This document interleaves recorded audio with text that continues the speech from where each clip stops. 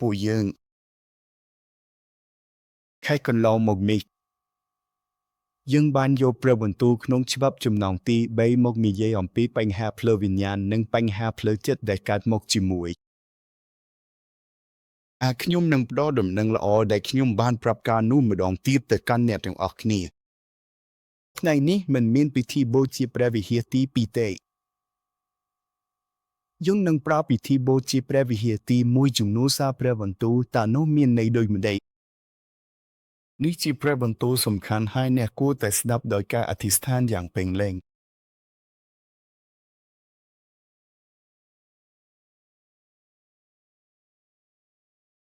ខ្ញុំបានស្រមៃនឹងរៀបចំចំពោះព្រះជាម្ចាស់ដោយការអធិស្ឋានពីច្បាប់ចំណងទី6នេះហើយមានសំណួរមួយដែលខ្ញុំមិនអាចដោះស្រាយបាន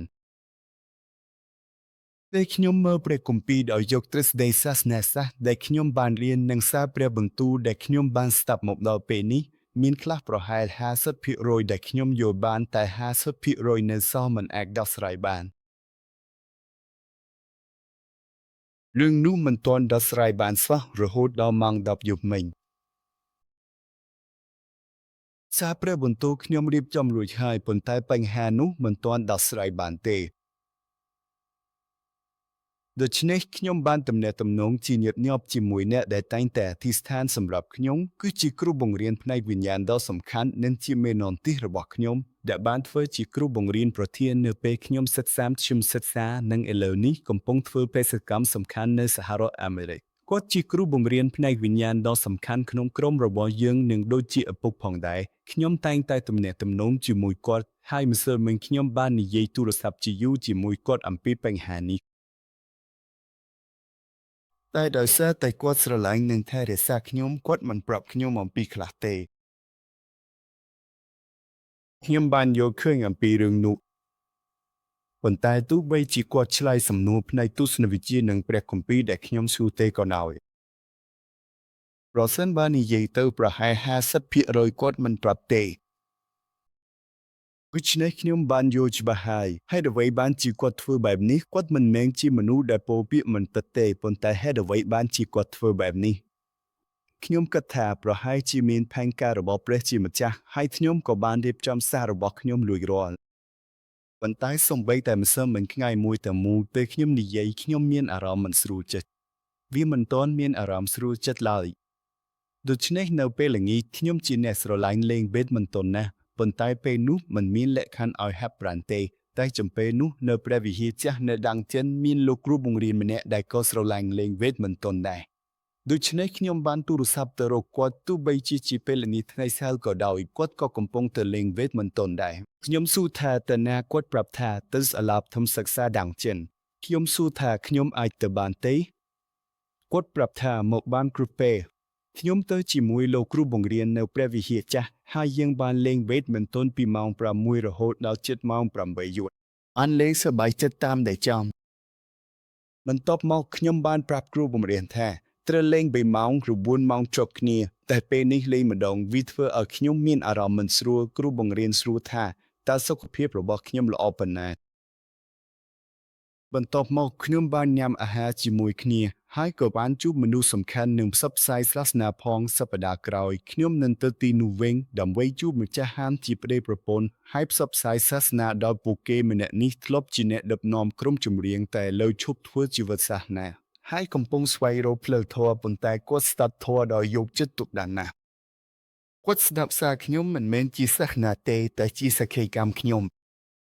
តែប្រពន្ធគាត់អង្គុយនៅទីនោះទាំងពិបាកខ្លាំង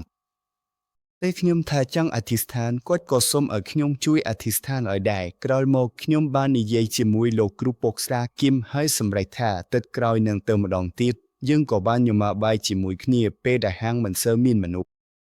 ពេលនោះយើងបានទៅហើយញ៉ាំបាយជាមួយគ្នាដោយបដូរមើលនុយផ្សេងហើយយើងសម្រេចថានឹងផ្ដល់សារពិតប្រាកដទៅឲ្យគាត់ក៏ព្រមផងដែរបើសិនជាគាត់អាចបន្តបានយូរទៀតខ្ញុំនឹងព្យាយាមជួបគាត់ជាមួយហើយពេលត្រឡប់មកវិញគឺម៉ោង10យប់ត្រឡប់មកផ្ទះពេលទៅដល់ផ្ទះសម្អាតខ្លួនរួចអីទៀតក៏ដល់ម៉ោង11យប់ចាប់ពីម៉ោង2ព្រឹកខ្ញុំបានភ្ញាក់ឡើងហើយដើរទៅមកពេញមួយថ្ងៃដូច្នេះខ្ញុំចង់ដេកណាស់ហើយចុងក្រោយខ្ញុំបានដេកនៅម៉ោង11យប់សិន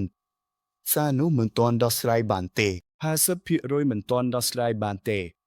ប៉ុន្តែអ្វីដែលត្រូវធ្វើជាសារគ្រប់យ៉ាងបានរៀបចំរួចហើយតែវាមិនទាន់ដោះស្រាយបានទេ Dixon ទៅបន្ទាប់មកខ្ញុំភ្ញាក់ឡើងដេកបានល្អគិតថាអាយុឬម៉ោងកន្លងទៅច្រើនហើយតែពេលមើលទៅទើបតែម៉ោង1យប់អេកបានប្រហែល2ឬ3ម៉ោងប៉ុណ្ណោះទៀតព្យាយាមដេកបន្តទៀតតែដេកមិនចូលទេមនុស្សដែលដេកក្បែរខ្ញុំដូចជាខ្លាចឃ្មុំគាត់ដេកលក់ស្រួលណាស់ដូច្នេះខ្ញុំគិតថានេះជាផែនការរបស់ព្រះហើយចេញមកក្រៅហើយសូមអធិស្ឋានបើកសៀវភៅចំណងជើងចាប់ផ្ដើមទី6ហើយអានព្រះជាម្ចាស់ឲ្យខ្ញុំឃើញផ្នែកសំខាន់យ៉ាមួយដេកទេសម្រាប់អ្នកដែលលងមួយដេកសូមដេកឲ្យស្រួលចិត្តថ្ងៃនេះសាររបស់យើងវាយ៉ាងណាក៏វាយូរហើយដូច្នេះប្រហែលជាអ្នកភីកន្លះនឹងមួយដេកជិះមិនរួចទេបើអ្នកណាធ្វើមិនបានទេប្រសិនបើលោកគ្រូប៉ាស្ទ័រយើងយកក្រែមមួយមកដាក់ទីនេះឬមិនដូច្នោះទេក៏អាចទុកកន្លែងខាងក្រោយឲ្យទំនេរដើម្បីឲ្យអាចដេកសម្រាលបានស្រួលតែសាររបស់ថ្ងៃនេះវិញវាជាសារសំខាន់ណាស់មួយខ្ញុំសូមអនុញ្ញាតនិយាយបន្តិចថាសារនេះប្រហែលជាមិនធ្លាប់មាននៅមុខសាសនាចាស់កូរ៉េនិងសាសនាចាស់ពិភពលោកទេដូច្នេះខ្ញុំបានទូរស័ព្ទទៅកាន់លោកគ្រូប៉ាស្ទ័រនោះម្ដងទៀតនៅម៉ោង3ព្រឹកថ្ងៃនេះអ្វីដែលខ្ញុំបានរកឃើញលោកគ្រូប៉ាស្ទ័រនោះញ៉ាំលោកគ្រូបាននិយាយថាអ្នករកឃើញវាក្នុងមួយថ្ងៃប៉ុណ្ណោះលោកគ្រូគ្មានអ្វីនិយាយបន្ថែមទៀតទេដូច្នេះខ្ញុំនឹងមិនរារាំងបន្តទៀតទេឬលោកគ្រូប៉ាស្ទ័ររកឃើញវាក្នុងមួយថ្ងៃប៉ុណ្ណោះគាត់ក៏មិនអាចនិយាយអ្វីបានទេប៉ុន្តែគាត់ក៏និយាយដោយអារម្មណ៍សោកស្ដាយផងដែរលោកគ្រូប៉ាស្ទ័រត្រឹមត្រូវហើយប៉ុន្តែមិនត្រូវនិយាយអស់ទាំងអស់ទេយកហើយខ្ញុំនឹងអធិស្ឋានឲ្យអនុវត្តតាមការណែនាំគឺប៉ុន្តែតាមសភាពធម្មតារបស់ខ្ញុំព្រះជាម្ចាស់មិនធ្លាប់ទុកឲ្យខ្ញុំស្ងៀមស្ងាត់ទេបន្ទាប់មកគាត់សាយយ៉ាងខ្លាំងយល់ហើយដូច្នេះខ្ញុំក៏នឹងអធិស្ឋានផងដែរដូច្នេះខ្ញុំបានផ្លាស់ប្ដូរចំណងជើងជាមុនសិនអ្វីទៅនោះ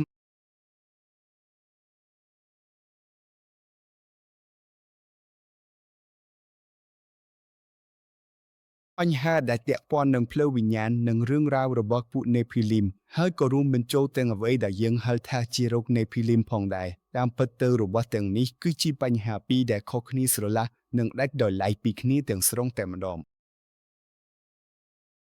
ខ្ញុំនឹងបញ្ជូនអត្ថន័យនេះតាមព្រះបន្ទូលថ្ងៃនេះ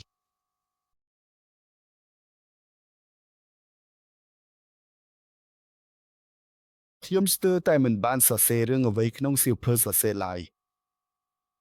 ន័យថាខ្ញុំបានអធិស្ឋានយ៉ាងខ្លាំងចំពោះរឿងនេះហើយបានដាក់ចិត្តនិងវិញ្ញាណរបស់ខ្ញុំចូលទៅក្នុងវាហើយបើអាចបានខ្ញុំនឹងទទួលការណែនាំពីព្រះវិញ្ញាណបរិសុទ្ធដើម្បីបញ្ជូនដោយផ្អែកលើព្រះគម្ពីរខ្ញុំមិននឹងនិយាយអំពីរឿងខ្លួនឯងឬគិតថាខ្ញុំត្រូវធ្វើអ្វីដោយគំនិតផ្ទាល់ខ្លួនទេសម្រាប់ថ្ងៃនេះដែលទីនេះខ្ញុំបានផ្លាស់ប្ដូរចំណងជើងនៅព្រឹកនេះ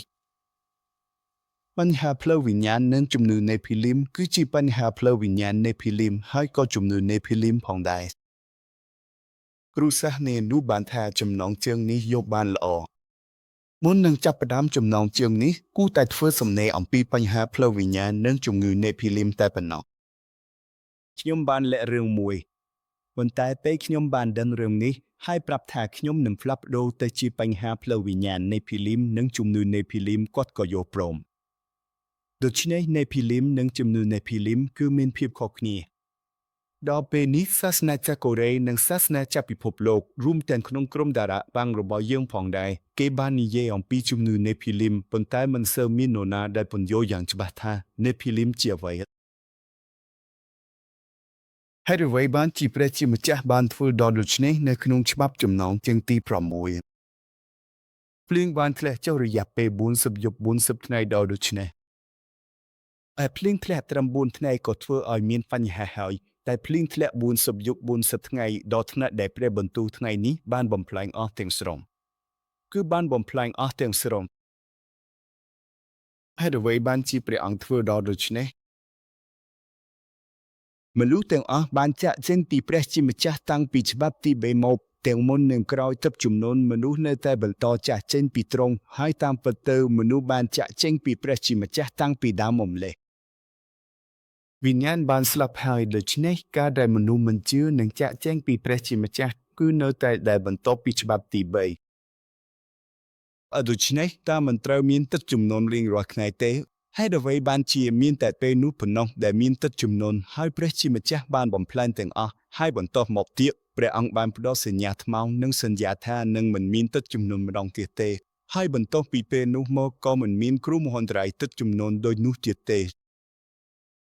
បើទោះបីជាមានទឹកជំនន់បណ្ដោះអាសន្នបំណែកឬតំបន់ក៏ដោយក៏មិនដែលមានប្រវត្តិសាស្ត្រដែលទឹកជំនន់លើពិភពលោកទាំងមូលបណ្ដាលឲ្យនៅសល់គ្រួសារមួយតែ8នាក់ហើយមនុស្សដទៃទៀតត្រូវបាត់បង់ជីវិតទេប៉ុន្តែរឿងនេះត្រូវបានបញ្ជាក់ដោយប្រវត្តិសាស្ត្រហើយទឹកជំនន់នេះពិតជាបានកើតមានតើខ្ញុំអាចផ្ដល់ឧទាហរណ៍មួយទេចាស់ប្រហែលជាមិនមែនជាឧទាហរណ៍វិទ្យាសាស្ត្រដែលពេញលេញទេប៉ុន្តែនៅលើកំពូលភ្នំហេម៉ាឡាយ៉ាដែលមានកម្ពស់ 8,000 ម៉ែត្រមានសម្បកសែនិងអ្វីដែលដូចសមុទ្រដែរអ្វីទៅនោះអ្នកដឹងទេថាមានការរកឃើញសត្វទឹកអ្វីបែបនេះនៅទីនោះអ្វីទៅវាមានន័យថាទឹកបានបំលែងអ្វីទាំងអស់ទឹកសមុទ្រនិងទឹកស្អាតទាំងអស់ត្រូវបានបំលែងច្រឡំគ្នាមានភស្តុតាងបែបនេះច្រើនណាស់បើយើងស្វែងរកប្រវត្តិសាស្ត្ររបស់ជាតិទាំងអស់យើងនឹងឃើញរឿងនិទានអំពីទឹកជំនន់គ្រប់ទីកន្លែងវាមានន័យថាមានទឹកជំនន់ពិតប្រាកដនៅលើពិភពលោកទាំងមូលនៅអាហ្វ្រិកតើនៅទីណានៅអាមេរិកខាងត្បូងដូចជាអាស្ទិកម៉ាយ៉ានៅឥណ្ឌានិងគ្រប់ទីកន្លែងលើភពផែនដីបើយើងស្វែងរកទៅក្នុងរបស់ជាតិទាំងនោះដូចជាទន្លេហ្គែនជីសទន្លេអ៊ីណ្ដូឬផ្សេងទៀតបើស្វែងរកទៅកាន់ដើមកំណើតរបស់ពួកគេគ្រប់ទីកន្លែងរឿងនិទានអំពីទឹកជំនន់តែទឹកជំនន់នោះមិនមែនជាទឹកជំនន់រដូវវស្សាទេមានព្រឹត្តិការណ៍ដែលអ្វីទាំងអស់ត្រូវបានបំផ្លាញដោយទឹកជំនន់ក្នុងពេលតែមួយហើយអ្វីបានជាព្រះជាម្ចាស់ធ្វើបែបនេះខ្ញុំមិនទាន់អាចដោះស្រាយចំណុចនេះបានទេ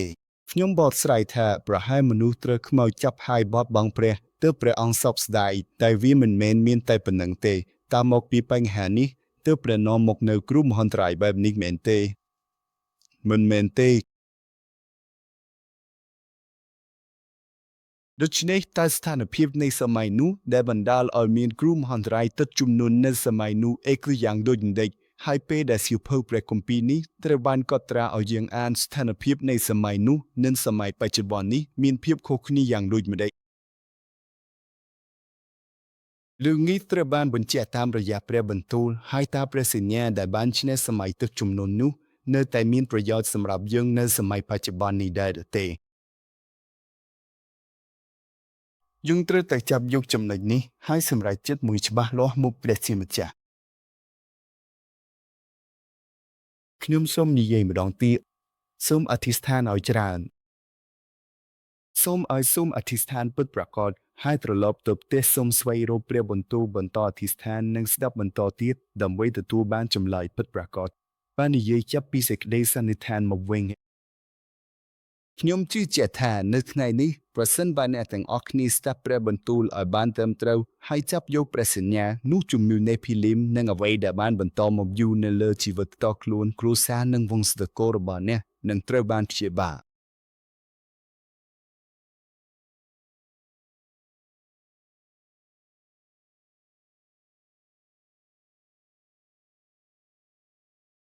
ឥឡូវនេះ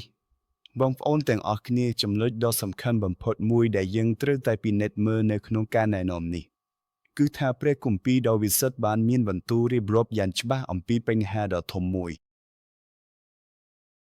បញ្ហាមួយនោះគឺអ្វីដែលខ្ញុំចង់និយាយគឺនេះជាបញ្ហាតែមួយគត់នេះជាការបែងចែកដាច់ខាតមនុស្សគ្រប់រូបគឺជាសត្វមានជីវិតដែលមានរូបភាពព្រះជាម្ចាស់ប៉ុន្តែដោយសារតែត្រូវបានបោកបញ្ឆោតដោយសារតាំងក្នុងចំណុចទី3នៃសៀវភៅបុរាណចំណងជើងទី3វិញ្ញាណរបស់មនុស្សបានស្លាប់ហើយបានបែកចេញពីព្រះជាម្ចាស់ដូច្នេះមនុស្សគ្រប់រូបកើតមកក្នុងស្ថានភាពស្លាប់នេះនិងនៅក្នុងបញ្ហាផ្នែកវិញ្ញាណដូច្នេះពាក្យនេះត្រូវបានប្រើជាដំបូងបំផុតបញ្ហាដែលបង្ហាញគ្រូនៅលើនេះនៅលើអ្នកមិនមែនជាបញ្ហាពិតទេបើអ្នកមើលវាជាបញ្ហាវាជាអ្វីនៅក្នុងចំណងជើងទី3នៃសៀវភៅបុរាណចំណងជើងទី7មានអ្វី បញ្ហាផ្នែកផ្លូវចិត្តដែលកើតមកជាមួយមនុស្សដំបូងគេគឺអ្វីគឺមូលអ្វីដែលមិនមែនជាបញ្ហាតែជាបញ្ហាខ្ញុំនឹងផ្ដល់ឧទាហរណ៍ម្ដងទៀតដែលសន្តាគារអប់រំឲ្យដល់ខោអាវហេតុអ្វីបានជាអ្នកមើលវាជាបញ្ហាអ្នកបានរាយការណ៍ទៅប៉ូលីសអ្នកបានរាយការណ៍ថាអ្វីអានេះជាសន្តាគារអប់រំគឺសូណាកំពុងស្ពានគម្រប់មនុស្សទាំងអស់ដែលមកទីនេះកំពុងដោះខោអាវសូមចាប់ពួកគេទៅជាអ្នកប្រព្រឹត្តបទល្មើសឬជាអ្នករំលោភផ្លូវភេទប៉ូលីសបាននិយាយថាយើងនឹងចេញទៅចាប់គេមកដូច្នេះឬពួកគេចាប់មនុស្សដែលបានទូរស័ព្ទនោះទៅហើយចាប់ទៅដាក់ណាបញ្ជូនទៅមន្ទីរពេទ្យ Good Morning ឬមន្ទីរពេទ្យផ្លូវចិត្តណាមួយវាមិនមែនជាបញ្ហាឡើយតែគេមើលវាជាបញ្ហាថ្ងៃនេះស្រីកែវកឹមបាននិយាយយ៉ាងច្បាស់ក្នុងពេលផ្ដល់សារដល់ក្រុមរៀនណែនជាពិសេសស្ត្រីក៏ដូចគ្នាផងដែររឿងសិលធម៌ឬចរិតល្អភាសាឬការគោរពសុជីវធម៌អ្វីទាំងនេះដែលមិនមែនជាបញ្ហាតែគេមើលវាជាបញ្ហាវាត្រឹមត្រូវហើយបុរសវិញមិនមានរឿងបែបនេះទេបុរសក៏មានអារម្មណ៍ថាខ្លួនឯងមានអំណាចនៃភាពជាបុរសនិងអ្វីផ្សេងទៀតពួកគេក៏មានស្តង់ដាររបស់ខ្លួនផងដែរបញ្ហារបស់មនុស្សគឺមានតែមួយប៉ុណ្ណោះបញ្ហារបស់អ្នកទាំងអស់គ្នាក៏មានតែមួយដែរវាជាការដែលបានផ្ដាច់ចេញពីព្រះនិងស្លាប់ផ្លូវវិញ្ញាណខ្ញុំសូមនិយាយអំពីរឿងនេះម្ដងទៀតនេះហើយហៅថាបញ្ហាផ្លូវវិញ្ញាណមានអ្វីផ្សេងទៀតទេបញ្ហានៅលើផែនដីទាំងមូលបញ្ហានៅលើពិភពលោកទាំងមូលមានតែមួយប៉ុណ្ណោះបញ្ហារបស់មនុស្សគ្រប់គ្នាមានតែមួយប៉ុណ្ណោះហើយយើងអាចផ្សព្វផ្សាយសារសុចរិតទៅកាន់ជនជាតិទាំងអស់យ៉ាងដូចម្តេចដោយសារតែជនជាតិទាំងអស់ស្ថិតនៅក្នុងបញ្ហាផ្លូវវិញ្ញាណដែលបានផ្ដាច់ចេញពីព្រះដូច្នេះបញ្ហាទាំងអស់មានតែចម្លើយមួយនិងផ្លូវមួយប៉ុណ្ណោះហើយនេះហើយយើងអាចបង្កើតសិស្សនៅក្នុងជនជាតិទាំងអស់បានរឿងនេះត្រូវតែជាការយល់ដឹងប្រចាំថ្ងៃសម្រាប់អ្នកទាំងអស់គ្នាតើអ្វីជារឿងដំបូងបំផុតដែលខ្ញុំធ្វើនៅពេលភ្ញាក់ពីដំណេកនៅព្រលឹមខ្ញុំអធិស្ឋានទៅព្រះដុតថ្មីផឹកទឹកមួយកែវហាត់ប្រាណបន្តិចរួចបើកសៀវភៅព្រះគម្ពីរនេះគឺជាចំណុចទី3ក្នុងសៀវភៅនេះសូម្បីតែពេលនេះផងដែរវិញ្ញាណរបស់ខ្ញុំអាចផ្ដាច់ចេញពីព្រះជាម្ចាស់ក្នុងពេលណាមួយស្ថានភាពវិញ្ញាណរបស់ខ្ញុំអាចត្រូវសាតាំងចាប់យកបានគ្រប់ពេលហើយខ្ញុំកើតមកជាមួយបញ្ហាផ្លូវចិត្តដែលបណ្ដាលឲ្យខ្ញុំបរាជ័យជានិច្ចដូច្នេះខ្ញុំត្រូវការជាចាំបាច់នៅចម្លើយដែលព្រះគ្រីស្ទបានផ្ដល់ឲ្យខ្ញុំនេះគឺជាការអធិស្ឋានដំបូងប្រចាំថ្ងៃរបស់ខ្ញុំហើយក៏ជារបៀបរស់នៅប្រចាំថ្ងៃរបស់ខ្ញុំផងដែរបញ្ហាផ្លូវវិញ្ញាណបន្ទាប់មកនៅក្នុងនេះមានចេញពីស្ទឹងទី1ស្ទឹងអ្វីខ្លះដំបូងគឺស្ទឹងបញ្ហាផ្លូវវិញ្ញាណនេះអ្នកដែលស្ថិតនៅពីក្រោយបញ្ជាបញ្ហានេះជានរណាគឺសាតាំងបញ្ហាផ្លូវវិញ្ញាណទាំងនេះមិនមែនជាការទទួលខុសត្រូវរបស់សាតាំងទាំងអស់ទេប៉ុន្តែដោយសារបញ្ហាផ្លូវវិញ្ញាណនេះមានអង្គភាពមួយដែលបញ្ឆោតមនុស្សឲ្យបរាជ័យមានអ្នកបញ្ជាពីក្រោយនោះគឺសាតាំងដូច្នេះសាតាំងនេះនាំអ្វីមកឲ្យយើងវានាំមកតែអ្វីមួយប៉ុណ្ណោះការមិនជឿនេះហើយហៅថាបាបមានតែមួយប៉ុណ្ណោះការមិនជឿព្រះខ្ញុំសូមនិយាយម្ដងទៀតសិលធម៌ឬច្បាប់សិលធម៌មិនមែនជាបាបទេការបំពានលើសិលធម៌បុរាណគ្មានការគោរពសេចក្តីសុភាពរៀបសារមិនមែនជាបាបទេបាបមានតែមួយប៉ុណ្ណោះការមិនជឿព្រះលទ្ធផលនៃការនេះគឺវិញ្ញាណបានស្លាប់ហើយនៅក្នុងស្ថានភាពដែលបានបោះបង់ព្រះសាតាំងនេះជាអ្វីជាអ្នកបញ្ជាពីក្រោយនេះគឺជាលំហល្អហើយបន្ទាប់ពីព្រឹត្តិការណ៍ក្នុងច្បាប់ចំណងជើងទី3នៃសៀវភៅចាក់ពិភពលោកទាំងពិភពលោកភាគច្រើនបានធ្វើតាមលំហនេះទោះបីមិនមែនជាចម្បងក៏ដោយខ្ញុំសូមនិយាយឲ្យច្បាស់មិនមែនជាចម្បងទេប៉ុន្តែភាគច្រើនឬភាគធំនៃលំហនេះភាគច្រើននៃលំហគឺលំហនេះផ្ទុយទៅវិញមានភាគតិចឬក្រុមតូចប៉ុន្តែមានលំហចម្បងផងដែរហើយអ្វីទៅជាអ្វីនោះព្រះបានបត់ផ្លូវឲ្យយើងអាចចេញពីបញ្ហានេះផ្លូវនោះគឺព្រះគ្រីស្ទ ដោយសារព្រះគ្រីស្ទនេះយើងដែលមានវិញ្ញាណស្លាប់ហើយបានបែកចេញពីព្រះយើងអាចជួបព្រះវិញតើលំហូរនៃព្រះវិញ្ញាណបរិសុទ្ធជាអ្វីគឺចំណុចទី15និងទី21ក្នុងចាស់ភពទី3នៃសៀវភៅកំណត់នេះហើយជាលំហូរនោះឥឡូវនេះខ្ញុំនឹងផ្ដល់ភស្តុតាងសូមមើលសៀវភៅលោកុបាតវិញដើម្បីយល់ជំពូក6ត្រូវមើលជំពូក4និង5បន្ទាប់ពីជំពូក3ដែលខកខានមិនបានវាជារឿងច្បាស់ឥឡូវនេះយើងមើលជំពូកទី4ជំពូកទី4ខណ្ឌទី1ទោះបីមិនអានក៏ត្រូវមើលផងដោយភ្នែកអាដាមបានសម្រាកជាមួយភរិយារបស់គាត់គឺហាវ៉ាហើយហាវ៉ាបានមានផ្ទៃពោះនិងបានបង្កើតកាយិនហើយនាងបាននិយាយថាខ្ញុំបានកូនប្រុសដោយសារព្រះអង្គចិត្តនាងបង្កើតកូនប្រុសទី2ឈ្មោះអាបែលជាអ្នកចិញ្ចឹមជៀមឯកាយិនជាអ្នកធ្វើស្រែក្រោយមកកាយិនយកផលលំណាំមកធ្វើជាដង្វាយថ្វាយព្រះម្ចាស់អាបែលក៏យកកូនជៀមដំបងនិងខ្លែងវាមកថ្វាយដែរព្រះម្ចាស់ទទួលយកអាបែលនិងដង្វាយគាត់តែមិនទទួលដង្វាយកាយិនទេកាយិនមានអារម្មណ៍ខឹងខ្លាំងហើយមុខរបស់គាត់ក៏ផ្លាស់ប្ដូរទីព្រះម្ចាស់បានសួរកាយិនថាដែលហេតុអ្វីបានជាអ្នកខឹងហេតុអ្វីបានជាមុខអ្នកផ្លាស់ប្ដូរទៅវិញទៅមកបើអ្នកធ្វើល្អមុខអ្នកហាក់ដូចជាមិនអាចរីករាយឡើងវិញទេបើអ្នកមិនធ្វើល្អទេគ្រឿងបាបកំពុងស្ថិតនៅមុខទ្វាររបស់អ្នកបាបចង់គ្រប់គ្រងអ្នកតែអ្នកត្រូវឈ្នះវានៅខណ្ឌទី7បាបជាអ្វីគឺមិនជឿព្រះប៉ុន្តែបាបនោះកំពុងស្ថិតនៅមុខទ្វារបើមើលតាមភាសាដើមនៃព្រះគម្ពីរនេះវាបង្ហាញយ៉ាងដូចម្តេចសាតាំងសត្វខ្លាឃ្មុំនេះកំពុងរងចាំនៅមុខទ្វារដើម្បីចាប់ញ៉ាំអ្នកសាតាំងដោយប្រើបាតដែលជាការខ្វះជំនឿសាតាំងចង់ចាប់ញ៉ាំកាយប៉ុន្តែពេលកន្លងផុតទៅគាត់ភ្លេចអ្វីទៅចំណុចទី15នៃចាស់ភពចំណងទី3នៃព្រះគម្ពីរនេះជាកិច្ចសន្យាក្នុងច្បាប់ទី31នៃសៀវភៅដើមយូរទៅកិច្ចសន្យានេះក៏ស្រពិចស្រពិលបញ្ហាមិនមែនលើទង្វើដំណាំរបស់កាយទេតែជារឿងក្នុងចិត្តគាត់គ្មានកិច្ចសន្យានេះឡើយលទ្ធផលវិញវាធ្វើឲ្យមានអ្វីកើតឡើងកាន់អត្ថបទទី8កាញ់បាននិយាយជាមួយប្អូនប្រុសរបស់គាត់គឺអាបែលហើយពេលពួកគេនៅជាមួយគ្នាកាញ់បានធ្វើអ្វីចំពោះអាបែលគាត់បានវាសម្លាប់អាបែលវាមិនមែនគ្រាន់តែយកធ្នូវាសម្លាប់ទេវាមិនមែនគ្រាន់តែសម្លាប់ធម្មតាទេកាញ់នៅក្នុងលំហនេះមកដល់ថ្ងៃមួយពិធីសន្យានេះក៏คล้ายទៅជាមានភាពស្រពិចស្រពិលហើយកាញ់ក៏ភ្លេចវាទៅបន្ទាប់មកអ្នកបញ្ជាក្រោយបាត់គឺសាតាំងបានយកអស្ចារ្យភាពមិនជឿជាក់មកកាន់ចិត្តរបស់កាញ់ហើយគាត់ក៏ត្រូវគេគ្រប់គ្រងដូច្នេះការចំណាយនឹងស្អប់របស់គាត់បានកើនឡើងហើយមួយថ្ងៃគាត់បានសម្លាប់ប្អូនរបស់គាត់បន្ទាប់ពីនេះសូមមើលលំហរបស់កាញ់ថាមានអ្វីកើតឡើងក្នុងខែ16កាញ់បានចាក់ចេញពីមុខព្រះម្ចាស់ហើយទៅលូនៅក្នុងប្រទេសនោះខាងកើតឧឈានអេដែនវាបន្តបង្ហាញចេញមកគាត់បានបង្កើតវប្បធម៌និងស៊ីវិល័យដែលគ្មានព្រះនៅក្នុងកូនចៅរបស់កាញ់ផងដែរមានអ្នកសម្លាប់មនុស្សយ៉ាងសាហាវកើតចេញមកទៀតការរស់នៅមានភរិយាច្រើនចាប់ផ្ដើមកើតឡើងគ្មានព្រះទេដាច់ស្រយាលវប្បធម៌ទាំងនេះកាញ់បានបង្កើតឧខាងកើតនៃអេដែនសិស្សដែលខ្ញុំធ្លាប់បង្រៀនអូនតាមពិតហេតុថាជាសិស្សក៏មិនពិតទេដោយសារខ្ញុំមិនអាចបញ្ជូនសារព្រះសាសនាឲ្យច្បាស់បាននេះហើយបងប្អូននេះបានព្យាយាមធ្វើការងារដល់សហគមន៍យ៉ាងខ្លាំងប៉ុន្តែឥឡូវនេះតាមដែលខ្ញុំដឹងគាត់បានចាក់ចេញហើយថាជាសិស្សក៏មិនពិតទេយ៉ាងណាក៏ដោយពេលនោះខ្ញុំបានបង្រៀនគាត់ដូច្នេះផ្នែកសាច់ឈាមគាត់ក៏ជាសិស្សខ្ញុំ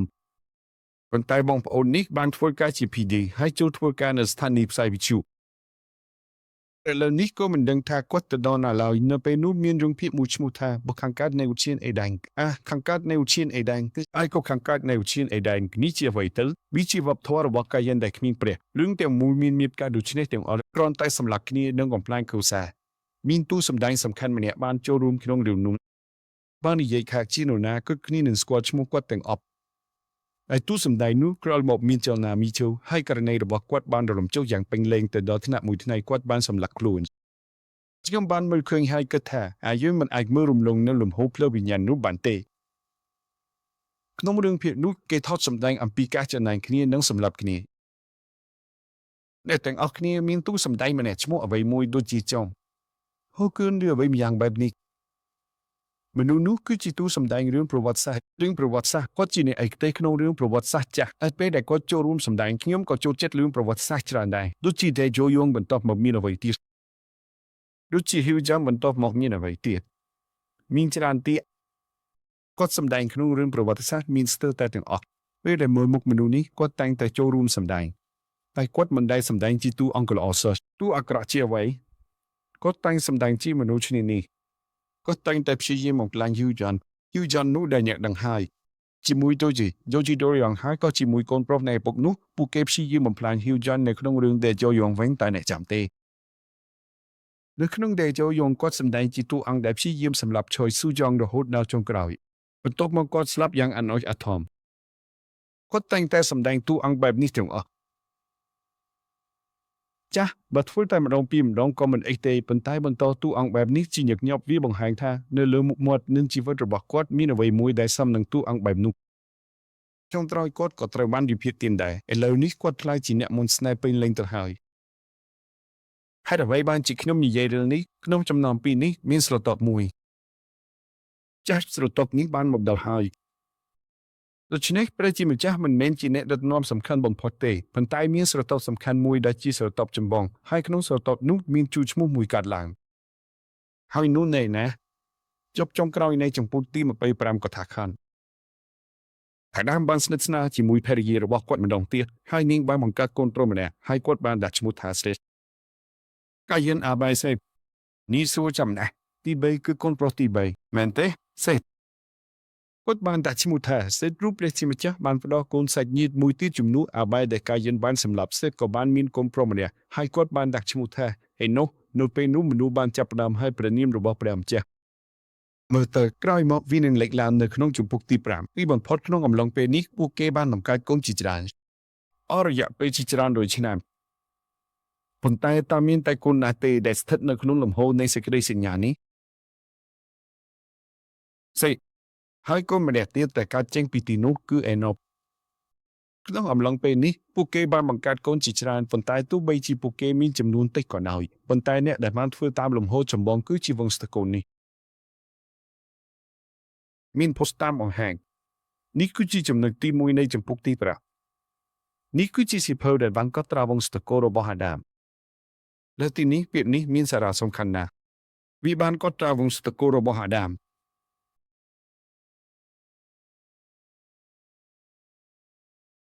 នៅក្នុងចំណុចទី1នៃចម្ពោះទី5នៃសៀវភៅចំណោមមានពាក្យថាវង្សត្រកូលនេះជាពាក្យសំខាន់ណាស់តើវាជាអ្វីដែរ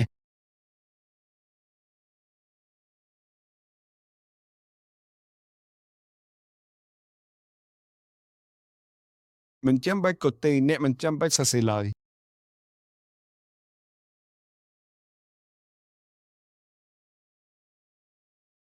វាជាអ្វីដែរជាភាសាហេប្រ៊ូគេហៅថាតូរេដូតដូច្នេះតើវាបង្ហាញនៅកន្លែងណាទៀតម៉ាថាយជំពូកទី1ខណ្ឌទី1នេះជាពិភពលោករបស់ព្រះយេស៊ូវគ្រីស្ទដែលជាចេហ្វាយរបស់អាប់រ៉ាហាំនិងដាវីតនេះជាវង្សត្រក្នុងព្រះយេស៊ូវគ្រីស្ទ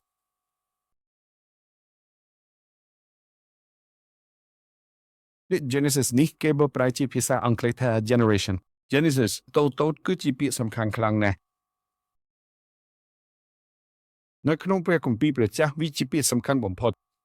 ហើយអ្វីរូបពាក្យនេះត្រូវបានភ្ជាប់ទៅកាន់ព្រះគ្រីស្ទពាក្យនេះហើយដែលភ្ជាប់ទៅកាន់ព្រះគ្រីស្ទជាវង្សត្ររបស់ជីវិតហើយវានៅក្នុងព្រះគម្ពីរថ្មីដំបូងបង្អស់ដែលនិយាយអំពីវង្សត្ររបស់អាប់រ៉ាហាំនិងដាវីតព្រមទាំងពិភពលោករបស់ព្រះយេស៊ូវគ្រីស្ទ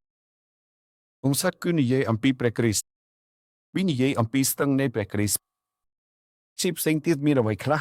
ជាគឺនិយាយអំពីព្រះគ្រីស្ទតោសេតតាមរយៈសេតនេះព្រះគ្រីស្ទព្រះគ្រីស្ទបានមកមើលទៅនេះជាសៀវភៅដែលសរសេរអំពីវង្សត្រដែលព្រះជាម្ចាស់បង្កើតមនុស្សព្រះអង្គបានបង្កើតតាមអ្វីរបស់ព្រះអង្គតាមរូបរាងរបស់ព្រះជាម្ចាស់មានអ្វីខ្លះរូបភាពរបស់ព្រះជាម្ចាស់គឺបានបង្កើតមនុស្សជាអ្នកមានវិញ្ញាណព្រះអង្គបានបង្កើតបុរសនិងស្ត្រីហើយនៅថ្ងៃដែលពួកគេត្រូវបានបង្កើតព្រះជាម្ចាស់បានប្រទានពរដល់ពួកគេហើយហៅឈ្មោះពួកគេថាមនុស្សនេះគឺជាការសង្ខេបឡើងវិញនៃច្បាប់ទី1និងទី2នៃសៀវភៅបុរាណមកមើលខណ្ឌទី3សំខាន់ណាស់អាដាមនៅអាយុ130ឆ្នាំបានបង្កើតកូនប្រុសម្នាក់ដែលមានរូបរាងដូចខ្លួនឯងតាមអ្វីកូនប្រុសដែលមានរូបភាពដូចគាត់ហើយគាត់បានដាក់ឈ្មោះថាសេមកមើលទៅពេលអាដាមបានបង្កើតសេគាត់មានអាយុ130ឆ្នាំ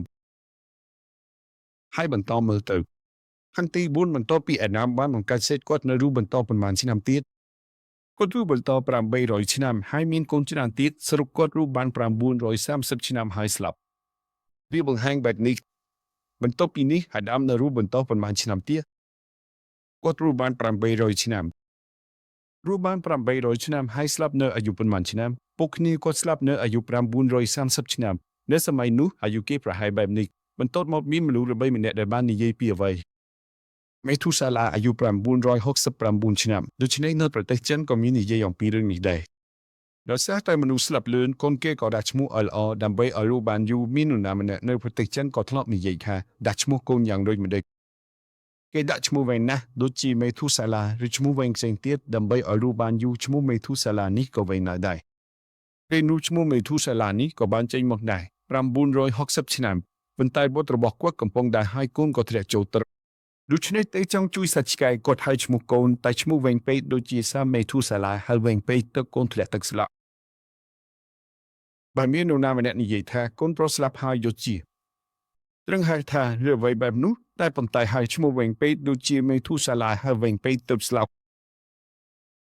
រឿងនេះគឺជារឿងកំ pl មួយរឿងនេះមាននៅក្នុងព្រះគម្ពីរ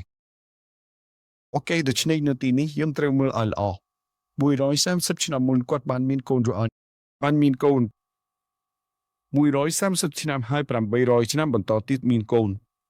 អាដាមជានរណាកាញ់អាបាយស្លាប់ហើយមានកូនសេតមានកូនពីហើយចប់ហើយទេមិនមែនទេអ្នកទាំងអស់គ្នាគិតច្រឡំបែបនោះហេតុច្រើនសំណួរដែលគេសួរញឹកញាប់គឺព្រះគម្ពីរបាននិយាយថាបន្តមានកូនបន្តទៀតតែវាជាអ្វីទៅការជីវង្វងនៃមនុស្សដែលស្គាល់រូបភាពរបស់ព្រះសារៈសំខាន់នៃព្រះសាសនាហើយចាប់ផ្ដើមឲ្យឈ្មោះព្រះយ៉ាងពិតប្រាកដមានតែមនុស្សម្នាក់ប៉ុណ្ណោះសំណងទៀតប្រសិនបើរូបបាន900ឆ្នាំគិតថាមានកូនប៉ុន្មាននេះសង្កត់នេះមើលបើតែ10ឆ្នាំមានកូនម្នាក់កូនមានប៉ុន្មាននាក់1ឆ្នាំក៏មានកូន1ឬ2នាក់ប៉ុណ្ណោះហេតុនេះហើយបានជាប្រជាជនពេលនេះកើតឡើងដូចនេះបើកគ្នាដោយវិជាសាស្ត្រមើលទៅវាអាចចេញលទ្ធផលត្រឹមត្រូវតាមចំនួនប្រជាជនសពថ្ងៃព្រះគម្ពីរនោះមិនមែនជាសិភៅវិទ្យាសាស្ត្រទេប៉ុន្តែពុំមែនអវិទ្យាសាស្ត្រឡើយ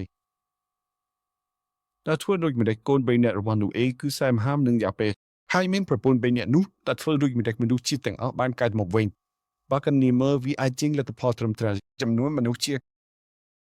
ចានៅសម័យនោះតាមវិទ្យាសាស្ត្រប្រព័ន្ធផែនដីគឺយ៉ាងដូចម្តេចមិនមានកាំរស្មីអូត្រាវីយូលេតសោះទេកម្រិតសន្សំអុកស៊ីសែនប្រហែល 70-80% ក្នុងខ្យល់ពេលនេះមានអុកស៊ីសែនត្រឹមតែ 20% ប៉ុណ្ណោះនៅលើមេឃមានសំណើមទឹកពន្លឺព្រះអាទិត្យមិនអាចចូលមកដល់ផ្ទាល់បានទេហើយសីតុណ្ហភាពផែនដីនៅពេលនោះប្រហែលប៉ុន្មានដឺក្រេនៅណា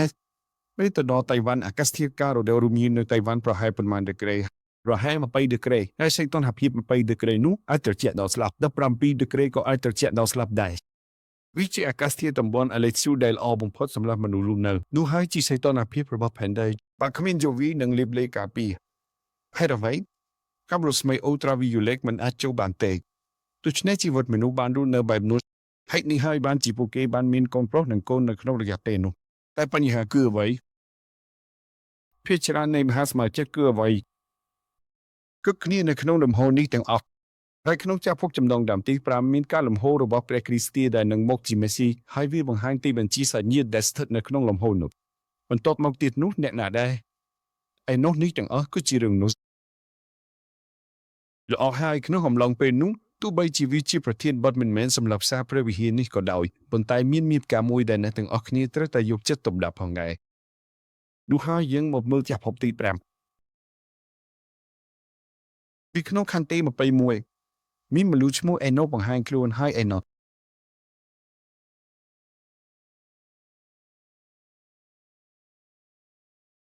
ខន្តី21មានអេណូបង្ហាញមែនទេហើយអេណូនៅអាយុ65ឆ្នាំបានបង្កើតនរណាគាត់បានបង្កើតមនុស្សល្បីឈ្មោះមួយគឺមេធូសេឡាដូច្នេះគាត់បានបង្កើតកូនរហូតដល់អាយុ69ឆ្នាំហើយបន្ទាប់ពីបានបង្កើតមេធូសេឡាគាត់នៅរស់បន្តប៉ុន្មានឆ្នាំទៀតគាត់បានរស់ជាមួយព្រះជាម្ចាស់រយៈពេល300ឆ្នាំហើយបានបង្កើតកូនជាច្រើនហើយគាត់បានស្លាប់នៅអាយុ365ឆ្នាំហើយអេណូបានបង្កើតមេធូសេឡាហើយស្លាប់នៅអាយុ365ឆ្នាំដូច្នេះប្រសិនបើយើងមើលអាយុជីវិតនៅសម័យនោះគាត់រស់បានខ្លីឬរស់បានយូរគាត់រស់បានខ្លីមនុស្សនៅសម័យនោះរស់បានជិត900ឆ្នាំតែគាត់រស់បានត្រឹម300ឆ្នាំប៉ុណ្ណោះបើប្រៀបធៀបនឹងអាយុសប្តាហ៍ថ្ងៃគឺមនុស្សដែលអាចរស់បានជិត90ឆ្នាំតែស្លាប់នៅអាយុ30ឆ្នាំតែយើងនិយាយថានេះជាការស្លាប់ល្អឬគួរឲ្យសោកស្ដាយយើងនិយាយថាគួរឲ្យសោកស្ដាយវាជាការស្លាប់បែបនោះ តែវាបានកើតឡើងតែម្ដងប៉ុណ្ណោះអ្វីដែលគាត់បានធ្វើជាមួយព្រះជាម្ចាស់រយៈពេល300ឆ្នាំគឺអ្វីគាត់បានដើររួមជាមួយព្រះនេះហើយជាកន្លែងយើងគិតថារូបបានយូរជាសំណាងល្អយើងគិតថារូបបានល្អផ្នែករាងកាយនិងមានគុណច្រើនគឺជាសំណាងល្អប៉ុន្តែការបញ្ជូនព្រះបន្ទូលនិងព្រះសញ្ញានិងដើររួមជាមួយព្រះជាម្ចាស់នោះហើយជាព្រះពរពិតប្រាកដដូច្នេះព្រះជាម្ចាស់មិននៅលើលោកនេះទេនៅខាងក្នុងខ្ទម23មានសេចក្តីថាអេណុកបានដើររួមជាមួយព្រះជាម្ចាស់ហើយព្រះបានយកគាត់ទៅដូច្នេះគាត់មិននៅលើលោកនេះទៀតទេព្រះជាម្ចាស់បានលើកគាត់ឡើងទៅគាត់មិនបានស្លាប់ទេមិនបានឃើញសេចក្តីស្លាប់ទេព្រោះបានដើររួមជាមួយព្រះជាម្ចាស់យ៉ាងខ្លាំងទូអង្គនោះក៏មានបង្ហាញនៅក្នុងព្រះគម្ពីរចាស់ផងដែរនោះណាអេលីយ៉ាក៏ត្រូវបានលើកឡើងដែរពិតណាស់ពួកយើងត្រូវជឿព្រះបន្ទូលទាំងនេះតាំងតែវាសរសេរមកការចាក់ចែងទ្រព្យសម្បត្តិជាច្រើនទៅកូនមិនមែនជាព្រលឹងសំណាងទេការដែលអ្នកដើររួមជាមួយព្រះជាម្ចាស់ហើយខ្ទេពពៃនោះទៅកូនគឺជាព្រលឹងសំណាងការរស់នៅល្អនិងរស់យូរមិនមែនជាព្រលឹងសំណាងទេតែសូមថែរក្សាសុខភាពឲ្យបានល្អរស់បាន200ឆ្នាំសាររបស់ខ្ញុំតែងតែចេញទៅខាងក្រៅដូច្នេះខ្ញុំនឹងប្រុងប្រយ័ត្នបន្តិចមានគ្រូសាសនាអ្នកមួយបានស្ដាប់សាររបស់ខ្ញុំហើយកាលពីថ្ងៃសុក្រសប្តាហ៍មុនគាត់បាននិយាយយ៉ាងវែងណាស់តែប្រហែលយើងបានធ្វើសាលាបង្រៀនផ្សព្វផ្សាយសាសនាដែលមិនបានដាក់ក្នុងកាលវិភាគគ្រូសាសនាអ្នកនោះបានស្ដាប់ហើយថ្ងៃបន្ទាប់គាត់បានស្ដាប់ភ្លាមថ្ងៃបន្ទាប់នៅទឹកភ្នែកដ៏ភាំងមានសន្និបាតនៅផ្ទះគ្រូសាសនាយូខ្ញុំឈរនៅពីក្រោយមានគ្រូសាសនាអ្នកមួយមកម្សិលមិញអ្នកបានបរិច្ឆេទអាហារក្រឡុកទឹកស៊ីអ៊ីបហើយបរិច្ឆេទមិនអស់ហើយមែនទេបងរបស់អ្នកទាំងអស់ខ្ញុំបានស្ដាប់អ្វីដែលខ្ញុំបាននិយាយហើយនិយាយទៅកាន់បងនៅក្បែរខ្ញុំប៉ុន្តែមានគ្រូសាសនាអ្នកមួយគ្រូសាសនាគឹមសាររបស់គាត់ពិតជាធ្វើឲ្យមានព្រះគុណណាស់សាលាបង្រៀនផ្សព្វផ្សាយសាសនាដែលធ្វើដោយខ្លួនឯងនេះធ្វើមកយូរហើយឬនៅសប្តាហ៍នេះថ្ងៃពុធថ្ងៃសុក្រគ្មានអ្វីទេខ្ញុំគ្រាន់តែមានបញ្ហាផ្លូវចិត្តភ្លាមហើយខ្ញុំច្របូកច្របល់ផ្លូវចិត្តហើយសម្រេចចិត្តធ្វើវាបន្តមកផ្សព្វផ្សាយរឿងនោះហើយប្រហែលមួយថ្ងៃក្រោយមកខ្ញុំសັບស្ដាយហើយគ្រាន់តែសម្រាប់ក៏បានក៏ធ្វើដូច្នេះដែរខ្ញុំមានបញ្ហាផ្លូវចិត្តហើយធ្វើវាភ្លាមតែវាបានព្រះគុណណាស់តែខ្ញុំសូមឲ្យជួយអ្វីមួយបានទេសូមកុំប្រើពាក្យស្អប់ស្អំបន្តិចហេតុនេះហើយខ្ញុំធ្វើមិនបានហេតុនេះហើយខ្ញុំទៅជាមួយលោកស្រីសិនបន្ទាប់មកគេសួរថាអ្នកនោះជានរណានេះគឺជាគ្រូសាសនាសិនដងមីនគាត់គឺជាអ្នកទទួលបន្ទុកផ្សាយរបស់សាសនាចាស់ខ្ញុំស្រួលចិត្តណាស់ថាខ្ញុំនឹងទៅនិយាយឲ្យគាត់កុំប្រើពាក្យស្អប់ស្អំនោះទេឬក៏និយាយឲ្យគាត់ចោះចេញតែតើខ្ញុំអាចធ្វើអ្វីបានទៀតពេលខ្ញុំបានប្រើពាក្យស្អប់ស្អំនោះរួចហើយស្រាប់តែសភាពចិត្តខ្ញុំវាជាបែបនោះតើធ្វើដូចម្តេចបានប៉ុន្តែសូមកុំប្រើពាក្យស្អប់ស្អំនោះទេព្រោះឥឡូវនេះមានមនុស្សសំខាន់ដែលមិនជឿសាសនាកំពុងមើលយល់ហើយខ្ញុំនឹងកែប្រែខ្លួនខ្ញុំបាននិយាយអ្វីបែបនោះហើយខ្ញុំមិនអាចបង្ហាញឈ្មោះពេញរបស់គាត់បានទេគាត់ជាគ្រូពេទ្យហើយជាចៅហ្វាយម្នាក់ដែលសំខាន់ណាស់ពេលខ្ញុំបានជួបគាត់ជាលើកដំបូងខ្ញុំគិតថាគាត់មានបញ្ហាហើយបញ្ហានេះពាក់ព័ន្ធនឹងខួរក្បាលតែខ្ញុំមិនអាចនិយាយអ្វីបានទេប៉ុន្តែដោយដែលគិតមែនសប្តាហ៍មុនឬពី3សប្តាហ៍មុនមានបញ្ហានៅគ្រូពេទ្យម្នាក់ឥឡូវគាត់ជាគ្រូពេទ្យផ្នែកវិទ្យាសាស្ត្រផ្ទៃក្នុងខ្ញុំបានបញ្ជាក់រួចហើយបន្ទាប់មកខ្ញុំបានដឹងថាគាត់ធ្លាប់មានបញ្ហាគាំងឈាមលើកមួយហើយរោគសញ្ញានោះនៅសល់តែជីវិតប្រចាំថ្ងៃគាត់ធម្មតាប៉ុន្តែក្នុងអំឡុងពេលនោះមានរឿងជាច្រើនកើតឡើងក្នុងគ្រួសារនិងជីវិតតខ្លួនរបស់គាត់ខ្ញុំមិនអាចនិយាយអស់ទេប៉ុន្តែពីរបីសប្តាហ៍មុនមន្ទីរពេទ្យគាត់នៅប៊ូសានហើយជាអគារខ្ពស់ដល់10ជាន់មន្ទីរពេទ្យគាត់ចង់ឲ្យប្រានឡើងជណ្ដើរតែពេលឡើងដល់ជាន់ទី6គាត់បានដួលប៉ុន្តែពេលគេរកឃើញហើយនាំទៅបន្ទប់បន្ទាន់គាត់បានដួលជាធម្មតាទេមនុស្សដួលដោយមិនប្រុងប្រយ័ត្នគេនឹងចោលអ្វីមួយឬក៏ចាប់កន្លែងណាមួយដើម្បីការពារខ្លួនតែតាមមតិគ្រូពេទ្យគាត់បានដួលទៅក្រោយតែប៉ុណ្ណោះនៅជាន់ទី6គាត់បានរងរបួសក្បាលធ្ងន់ធ្ងរប៉ះពាល់ដល់ខួរក្បាល 80% ហើយមិនអាចស្ដារឡើងវិញបានទេគាត់បានរងជំងឺដាច់ឈាមខួរក្បាលលើកទី2គាត់ជាគ្រូពេទ្យនិងសមាជិកសំខាន់យើងតែមានតែគ្រូប៉ុស្តិ៍យូទេដែលបានទៅមកគណៈគ្រូសាមិនទាន់ឃើញមុខគាត់សោះប៉ុន្មានសប្តាហ៍នេះក្រោយវាកាត់ច្រើនដងកោសិកាខ្លះចាប់ផ្ដើមរស់ឡើងវិញតែមើលទៅហាក់ដូចជាលំបាកណាស់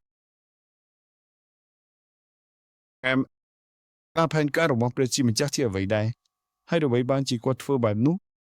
សេចក្តីសន្និដ្ឋានគឺសាមញ្ញណាស់ត្រូវតែខិតខំថែរក្សានិងគ្រប់គ្រងឲ្យល្អប៉ុន្តែបើធ្វើប៉ុន្មានក៏មិនបានដែរ នោះហើយជាសភាពមនុស្សត្រូវតែធ្វើការថែរក្សាដោយទទួលព្រះគុណនិងកម្លាំងពិតប្រាកដពីព្រះគ្រូពុទ្ធយូរតែនិយាយអំពីប្រភពព្រះសាសនាពិតប្រាកដជានិច្ចត្រូវធ្វើការព្យាបាលពីគ្រប់ដើមដូចជាការអធិស្ឋានរបស់លោកចាំងឡូវត្រូវធ្វើការព្យាបាលដែលទទួលបានកម្លាំងពីគ្រប់ដើមប៉ុន្តែតាមដែលខ្ញុំមើលគឺជាមនុស្សជិតស្និទ្ធម្នាក់ប៉ុន្តែគាត់មិនយល់អ្វីនោះទេខ្ញុំបានដឹងពីផ្ទៃខាងក្រោយនៃរឿងនោះគាត់មិនយល់អ្វីសោះទេមិនធ្វើសមាធិកោតដង្ហើមមិនបដូរអាហារពិតប្រាកដទេទោះបីបដូរអាហារតែគ្រប់ដើមវិញក៏មិនបដូរទេគាត់មិនបានធ្វើការព្យាបាលពីគ្រប់ដើមពិតប្រាកដទេហេតុនេះហើយវាធ្វើឲ្យមានបញ្ហាមើលវិញទៀតប្រសិនបើធ្វើការព្យាបាលពីគ្រប់ដើមគ្រូប៉ុស្តិ៍យូនឹងរੂជាអស់កលប់ជានិច្ចឧជាបណ្ឌិតក៏នឹងរੂជាអស់កលប់ដែរថត MRI ម្ដាយហើយតែងតែពិនិត្យសុខភាពជាបន្តបន្ទាប់វិជ្ជាបណ្ឌិតល្បីម្នាក់នៅមន្ទីរពេទ្យអាសានទើបតែចេញព័ត៌មានមុននេះបន្តិច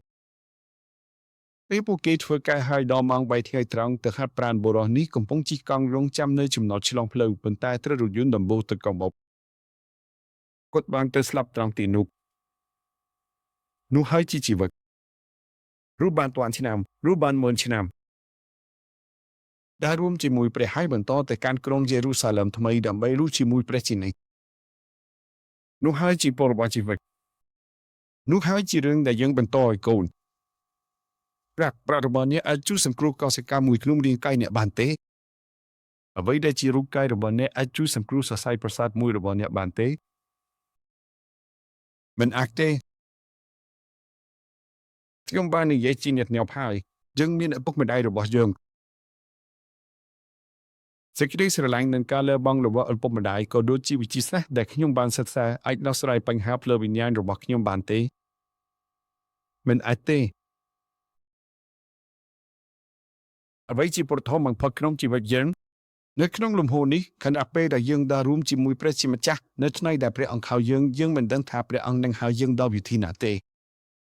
ព្រះអង្គអាចហៅយើងនៅពេលយើងកំពុងដេកឬតាមរយៈគ្រោះថ្នាក់ឬជំងឺមហារីកឬតាមរយៈវិធីណាមួយក៏ដោយមិនថាព្រះអង្គហៅយើងដោយវិធីណាក៏ថ្ងៃដែលព្រះអង្គហៅយើងនឹងមកដល់ការយើងគិតថាមនុស្សមួយចំនួនស្លាប់ឆាប់ឬស្លាប់យឺតនោះគ្រាន់តែជាគំនិតរបស់យើងប៉ុណ្ណោះវាមិនត្រូវនឹងពេលវេលារបស់ព្រះជាម្ចាស់ទេសម្រាប់ព្រះជាម្ចាស់មួយថ្ងៃគឺដូចជាឆ្នាំពាន់និងពាន់ឆ្នាំគឺដូចជាមួយថ្ងៃដូច្នេះនៅថ្ងៃដែលព្រះជាម្ចាស់ហៅយើងសូមរៀបចំខ្លួនជាមុនសម្រាប់ទៅជួបព្រះអង្គ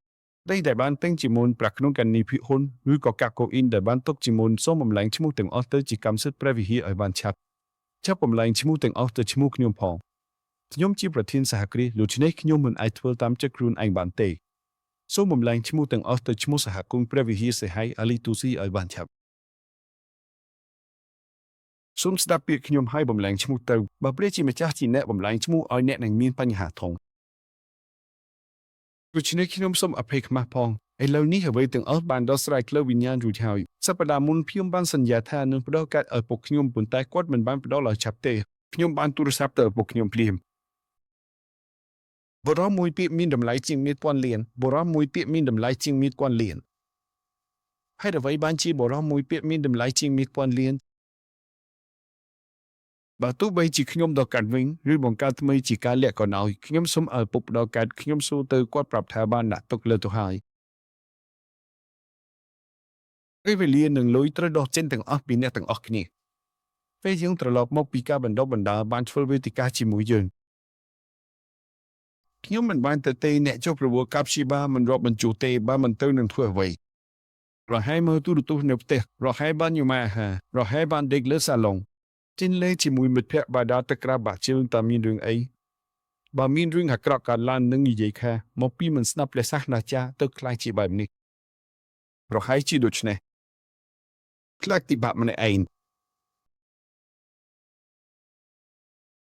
ខ្ញុំបានចំណាយពេលទាំងអស់ទៅលើរឿងដែលមិនមានប្រយោជន៍អ្វីសោះទោះបីជាខ្ញុំទៅទ្រាំអស់ពេលប៉ុន្មានម៉ោងក៏ដោយទៅដល់ទីនោះខ្ញុំទទួលបានព្រះគុណវិញលោកគ្រូប៉ាស្ទ័រគៀមសុងណាមបានស្ដារឡើងវិញពេញលេងដូច្នេះខ្ញុំបានសង្ស័យហើយថ្ងៃបន្ទាប់ខ្ញុំបានទូរស័ព្ទទៅតើលោកមិនជឿទេខ្ញុំមិនជឿទេ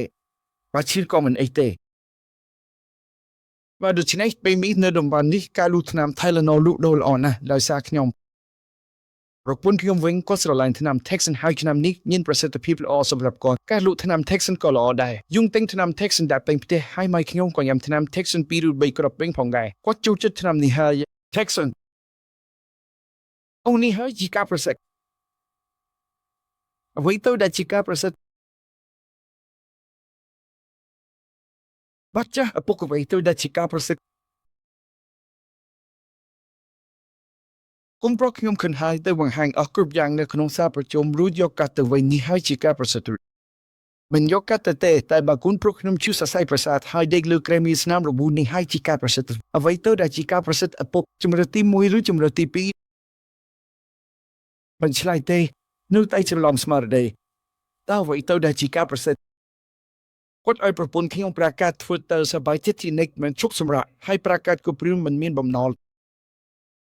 ដូច្នេះត្រូវទៅហ្វីលីពីនត្រូវមានរថយន្តផ្ទាល់ខ្លួនត្រូវធ្វើអ្វីគ្រប់យ៉ាងអុយប៉ុន្តែវានៅមិនត្រឹមត្រូវទេតែខ្ញុំគួរតែកេងចុកក្រោយដោយសារជំងឺស្បែកដែរឬទេកាន់ល្អជាងបើខ្ញុំកេងចុកក្រោយដោយសារជំងឺស្បែកហើយដួលចុកថាថ្លៃព្យាបាលនៅមន្ទីរពេទ្យនោះនឹងទៅដល់ណាត្រូវបង់ថ្លៃបន្ថែមទៀតយកបំណុលទៅវង់ថ្លៃពេទ្យហើយទៅហ្វីលីពីនកាន់តែល្អសូមភ្ញាក់ផ្អើលឡើងទៅអ្នកទាំងអស់គ្នាមានន័យថាត្រូវរស់នៅក្រោមព្រះបន្ទូលគេនិយាយថាខ្ញុំមានអារម្មណ៍រំភើបឥឡូវខ្ញុំមិនរំភើបទេប្រពន្ធខ្ញុំប្រាប់ថាឲ្យខ្ញុំកុំរំភើបពេកដូច្នេះខ្ញុំបាននិយាយទៅ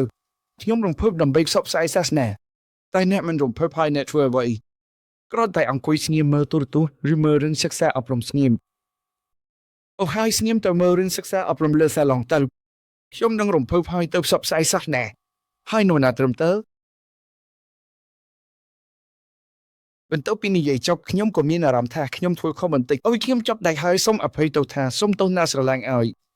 ខ្ញុំត្រូវបានចាប់ខ្ញុំពិតជាត្រូវបានចាប់ម្ដងទៀតត្រូវបានចាប់ហើយខិនខ្ញុំថាខ្ញុំមិនដេកជាមួយអ្នកទេដូច្នេះจึงទៅសន្តាគារហើយគ្រាន់តែទៅដេកមួយយប់វិញហើយនៅទីនោះត្រូវតែជួបលោកនាយកដើម្បីកប់បន្ទប់ដូច្នេះខ្ញុំទៅមើលបន្ទប់រាជាម្ចាស់ឲ្យខ្ញុំទៅមើលបន្ទប់ដោយសារតែប៉ះទង្គិចបែបនោះថ្ងៃបន្ទាប់ខ្ញុំមានអារម្មណ៍សុំទោសខ្លាំងណាស់អុយសង្សារអ្នកដឹងទេខ្ញុំត្រូវបានចាប់ពិតនេះពិតជាខ្ញុំអុយសប្តាហ៍មុនខ្ញុំត្រូវបានចាប់ពិតនេះវាធ្វើមកវិញទៀតហើយឆ្អែកព្រឹបនេះខ្ញុំមិនអាចភ្ញាក់ឡើងទេពេលនោះស្ថានភាពមនុស្សគុំវិញចាប់ផ្ដើមសម្លឹងមកហើយខ្ញុំត្រូវបានចាប់ទិញលេងពេលល្ងាចមកដល់ខ្ញុំមានអារម្មណ៍ថាខ្ញុំជិតឆ្កួតហើយខ្ញុំអត់សំដែងខ្លាំងណាស់ខ្ញុំមិនដឹងទៅធ្វើអ្វីដែរតែឃើញមុខភរិយាខ្ញុំមានអារម្មណ៍សុំទោសខ្លាំងណាស់ទីសន្តាគារនោះមកដល់ព្រឹកថ្ងៃបន្ទាប់ខ្ញុំបានធ្វើប៉ះពាល់ម្ដងទៀតភរិយាធ្វើឲ្យត្រឹមត្រូវទៅលោកឲ្យបើពីនេះទៅលោកនិយាយអ្វីបែបនោះម្ដងទៀតខ្ញុំនឹងបែកគ្នាហើយបញ្ចប់អស់ទាំងអស់សម្អិតអស់វាយ៉ាងពិតប្រាកដខ្ញុំទៅបានគេគ្រប់គ្រងខ្លាំងជាងមុនទៀតតែពិតជាខ្ញុំសុំទោសណាស់ដូច្នេះខ្ញុំបានសុំទោសតែពេលយប់ព្រះជាម្ចាស់សូមអរគុណណាស់ព្រះអង្គបានជួយឲ្យខ្ញុំស្ដារឡើងវិញអមែនទេនោះមិនមែនខ្ញុំទេហើយតើអ្វីបានជាខ្ញុំស្ដារឡើងវិញបានព្រះអង្គបានជួយឲ្យខ្ញុំស្ដារឡើងវិញដោយរឿងនេះមិនមែនដោយចិត្តឬអារម្មណ៍វាអ្វីដែលទាក់ទងនឹងអត្តសញ្ញាណខ្ញុំទេតែព្រះគ្រីស្ទបានជួយឲ្យខ្ញុំស្ដារឡើងវិញច្បាស់ណាស់សប្តាហ៍មុននៅពេលនោះខ្ញុំត្រូវបានសាតាំងគ្រប់គ្រងក្រោយមកវានឹងបង្ហាញខ្លួនវានឹងចេញមកច្បាស់ណាស់នៅពេលនោះខ្ញុំត្រូវបានមនុស្សអាក្រក់គ្រប់គ្រងហើយជំងឺមិនអាចគ្រប់គ្រងកំហឹងបានវិលមកវិញទៅសន្តាគារហើយពេលខ្លះខ្ញុំស្រែកសម្បីតែខ្លាំងអ្នកដឹងទេថាបន្ទាប់ពីម្ចាស់សន្តាគារនេះនឹងផ្លាស់ប្ដូរមកវិញមិនដឹងទេម្ចាស់សន្តាគារនឹងផ្លាស់ប្ដូរចាប់នេះហើយអ្នកដឹងទេថាខ្ញុំជាអ្នកដូចមិនដូចជាមួយម្ចាស់សន្តាគារនោះអ្នកទាំងអស់គ្នានឹងបន្តផ្ដល់សេវាកម្មបែបនេះមែនទេត្រូវបានជាគ្រប់គ្រងពេញលេញហើយអ្នកដឹងអំពីសង្គ្រាមប្រឆាំងបាត់ល្មិនទេជួយមែនសេកត្រូវបានចាប់ខ្លួនហើយប៉ូលីសនិយាយអ្វីមួយអ្នកដឹងទេថាម្ចាស់សន្តាគារនោះរស់នៅណាំឆេដងខ្ញុំបានញ៉ាំបាយហើយទៅសូណាមសូមឲ្យអ្នកដឹងទេវាបានកាត់ឡើងដូច្នេះខ្ញុំបានធ្វើបែបនោះពិតត្រូវបានគេគ្រប់គ្រងពេញលេញបើជាពេលមុនគ្រាន់តែប៉ុណ្ណោះក៏លំទៅហើយ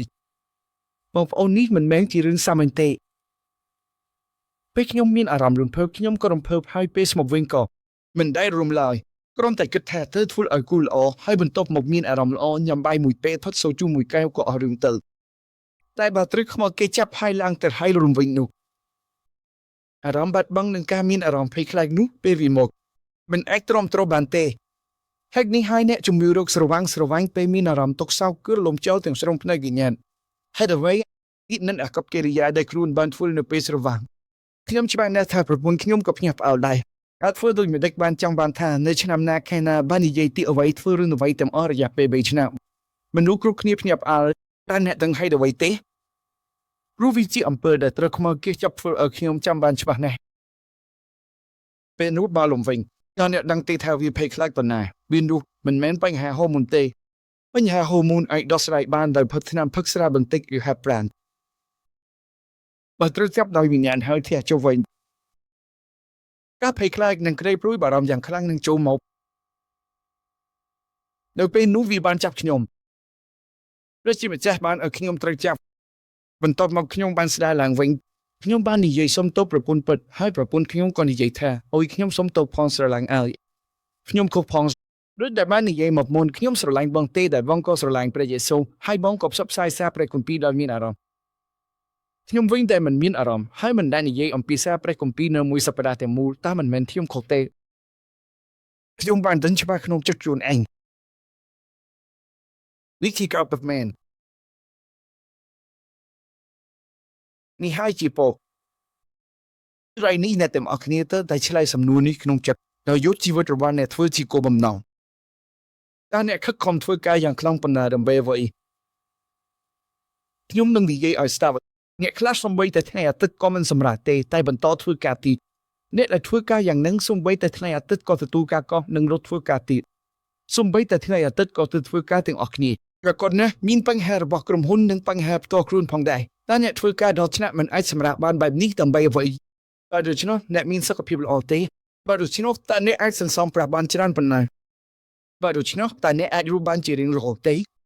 ដើម្បីអ្វីបានជាអ្នកមិនបានទៅវឹកហាត់មិនបានដាក់ជីវិតលើការងាររបស់អ្នកមិនបានទៅ versus សំបីម្ដងមិនបានទៅជប៉ុនសំបីម្ដងមិនបានទៅអាមេរិកសំបីម្ដងមិនបានចូលរួមសន្និបាតក្រៅប្រទេសសំបីម្ដងថ្ងៃនេះក៏មិនមែននៅគូនវីក៏មិនបានទៅសំបីម្ដងសន្និបាតណាក៏មិនបានទៅទេហើយរស់នៅជីវិតបែបនេះហើយដូច្នោះតើអ្នករកបាន$1,000,000ហើយឬបើដូច្នោះតើអ្នកសុខភាពល្អជារៀងរហូតទេបើដូច្នោះតើគោលរបស់អ្នកទាំងអស់គ្នាបានទទួលពរជ័យហើយកំពុងដើររួមជាមួយអ្នកផ្នែកវិញ្ញាណឬមិនមែនដូច្នោះទេដូច្នេះហេតុអ្វីបានជាអ្នកខិតខំរស់នៅយ៉ាងខ្លាំងបែបនោះអ្នកកំពុងរត់ទៅរកទីណា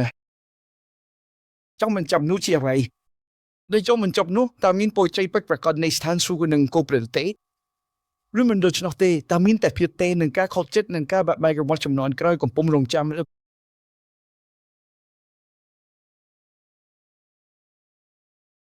សូមសម្រេចចិត្តច្បាស់លាស់អញ្ចឹងហើយទៅខ្ញុំមិនសូវធ្វើអ្វីនៅវគ្គ2ដំបូងគេគឺយើងបានមកក្នុងចរន្តនេះអញ្ចឹងវាគឺជាផ្នែកទី4និងទី5ហើយក្នុងចរន្តនេះគឺជាផ្នែកទី6ខណ្ឌទី1នៅពេលដែលមនុស្សចាប់ផ្ដើមការច្រើនលើផែនដីនិងចាប់ផ្ដើមមានកូនស្រីគឺយ៉ាងហោចណាស់ពួកគេក៏នឹងមានកូនប្រុសកូនស្រីដែររូបមនុស្សទាំងនេះការច្រើនឡើងតែទីនេះមនុស្សទាំងនេះភាគច្រើនជាអ្នកណាគឺមនុស្សដែលស្ថិតនៅក្នុងចរន្តនេះពួកគេមិនជួយទុកចិត្តលើព្រះនិងស្ថិតនៅក្រោមឥទ្ធិពលសាតានកូនប្រុសកូនស្រីដែលស្ថិតក្នុងចរន្តនេះក៏កើតច្រើនជាងមុនផងដែរសូមមើលថ្ងៃនេះព្រះបន្ទូលបាននិយាយហើយដូច្នេះសូមមើលទៅចាប់ពីខណ្ឌទី2ទៅនេះវាបានក្លាយជាប្រធានបទវិវាទធម៌សាសនាធំមួយខណ្ឌទី2គឺគុណប្រុសរបស់ព្រះបានឃើញថាគុណស្រីរបស់មនុស្សស្អាតហើយពួកគេបានយកស្ត្រីទាំងអស់ដែលពួកគេចូលចិត្តធ្វើជារយានៅទីនេះគុណប្រុសរបស់ព្រះគឺជានរណានៅទីនេះគុណប្រុសរបស់ព្រះគឺជានរណា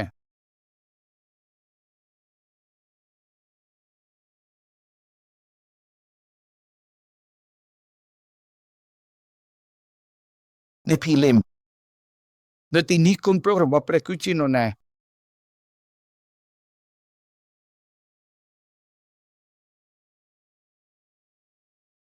ខ្ញុំនឹងសរសេរតាមចំណងជើងដែលមិនតាមលំដាប់ទេមិនថាវាធ្វើឡើងប៉ុន្មានដងក៏ដោយសម្រាប់អ្នកទាំងអស់គ្នាវាមិនមែនជារឿងសំខាន់ទេចាប់ផ្ដើមពីច្បាប់ទី2នៃច្បាប់ទី6ក្នុងសៀវភៅចំណងគុណប្រុសរបស់ព្រះ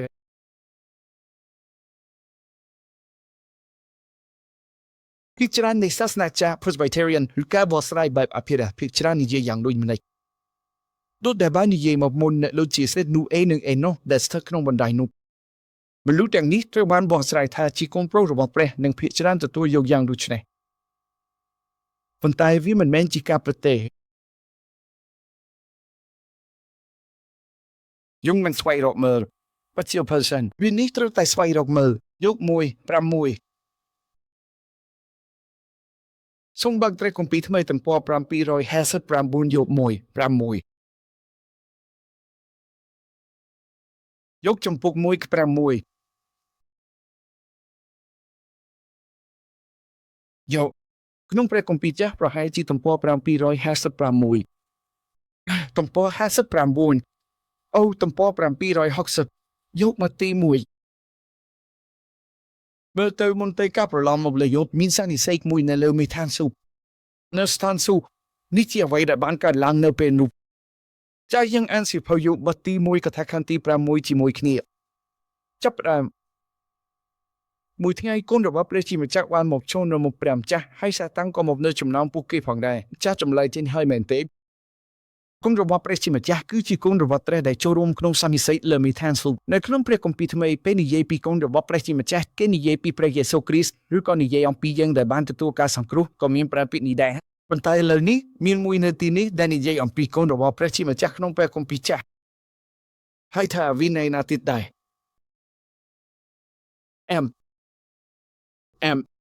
វានៅក្នុងដានីយ៉ែលវត្តទី3ខណ្ឌទី25គេមិនបែងអ្នករបស់ដានីយ៉ែលចូលទៅក្នុងភ្លើងក្តៅប្រសិនបើអ្នករកមិនឃើញសូមស្វែងរកមើលនៅពេលក្រោយពេលពួកគេចូលទៅក្នុងភ្លើងហើយពួកគេមិនព្រមទាំងក្រាបទេដូច្នេះគេបានបន្ថែមកម្ដៅដល់7ដងហើយបញ្ចូលពួកគេទៅក្នុងភ្លើងនៅពេលនោះតាមមានអ្វីកើតឡើងដែរពួកគេបានដាក់មនុស្ស3នាក់ប៉ុន្តែមាន4នាក់ដែលលេងនៅក្នុងនោះតែតើពួកគេហៅអ្នកទី4ថាអ្វីដូចជាកូនរបស់ព្រះ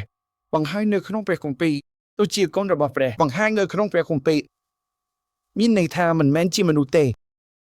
កូនរបស់ព្រះវាបង្ហាញបែបនេះកូនរបស់ព្រះដូច្នេះតើវាប្រាប់អ្វីកូនរបស់ព្រះតាមមានន័យថាអ្នកណាមានន័យថាទេវតា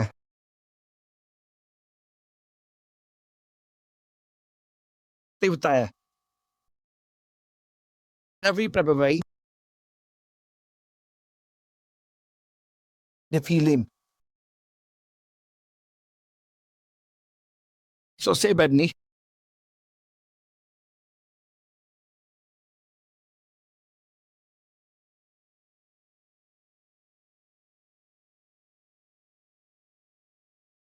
បើប្រសិនបើបន្ថែមសញ្ញាស្រៈនៅពីនេះនោះវានឹងសរសេរថា The Nepal គូដែលមានន័យថាភ្នែក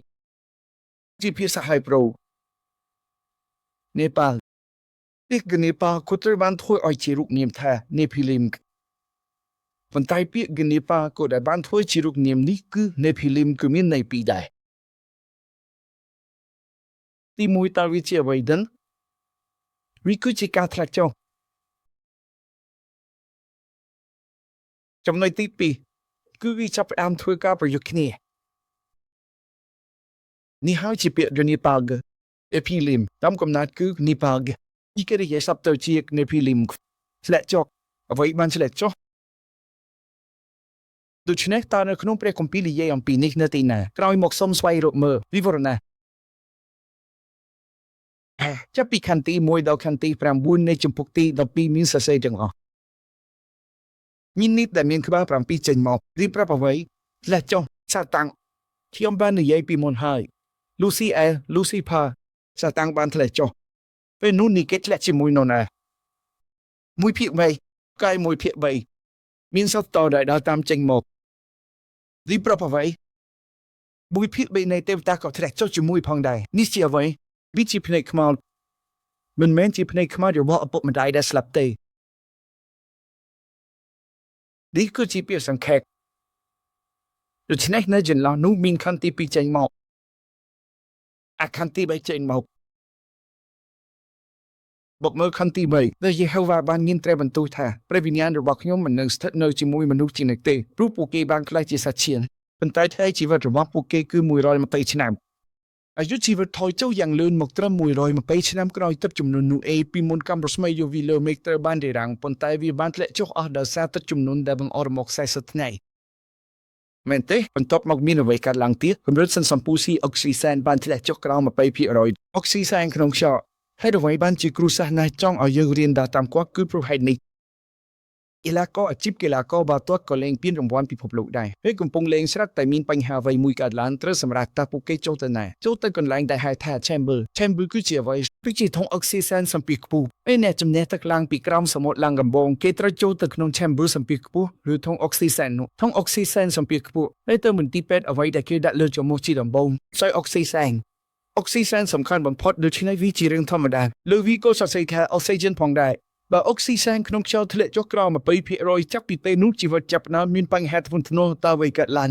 ก้าวบริโภคสักจับน้ำกัดลังมนเปนูมนูเหมือนบ้านบริโภคสักเตมนเปมีนตัดจุ่มนนหนูเองเนเปมนูมีนอายุประมาณ100ที่นั่งเหมือนมีนก้าวบริโภคสักเต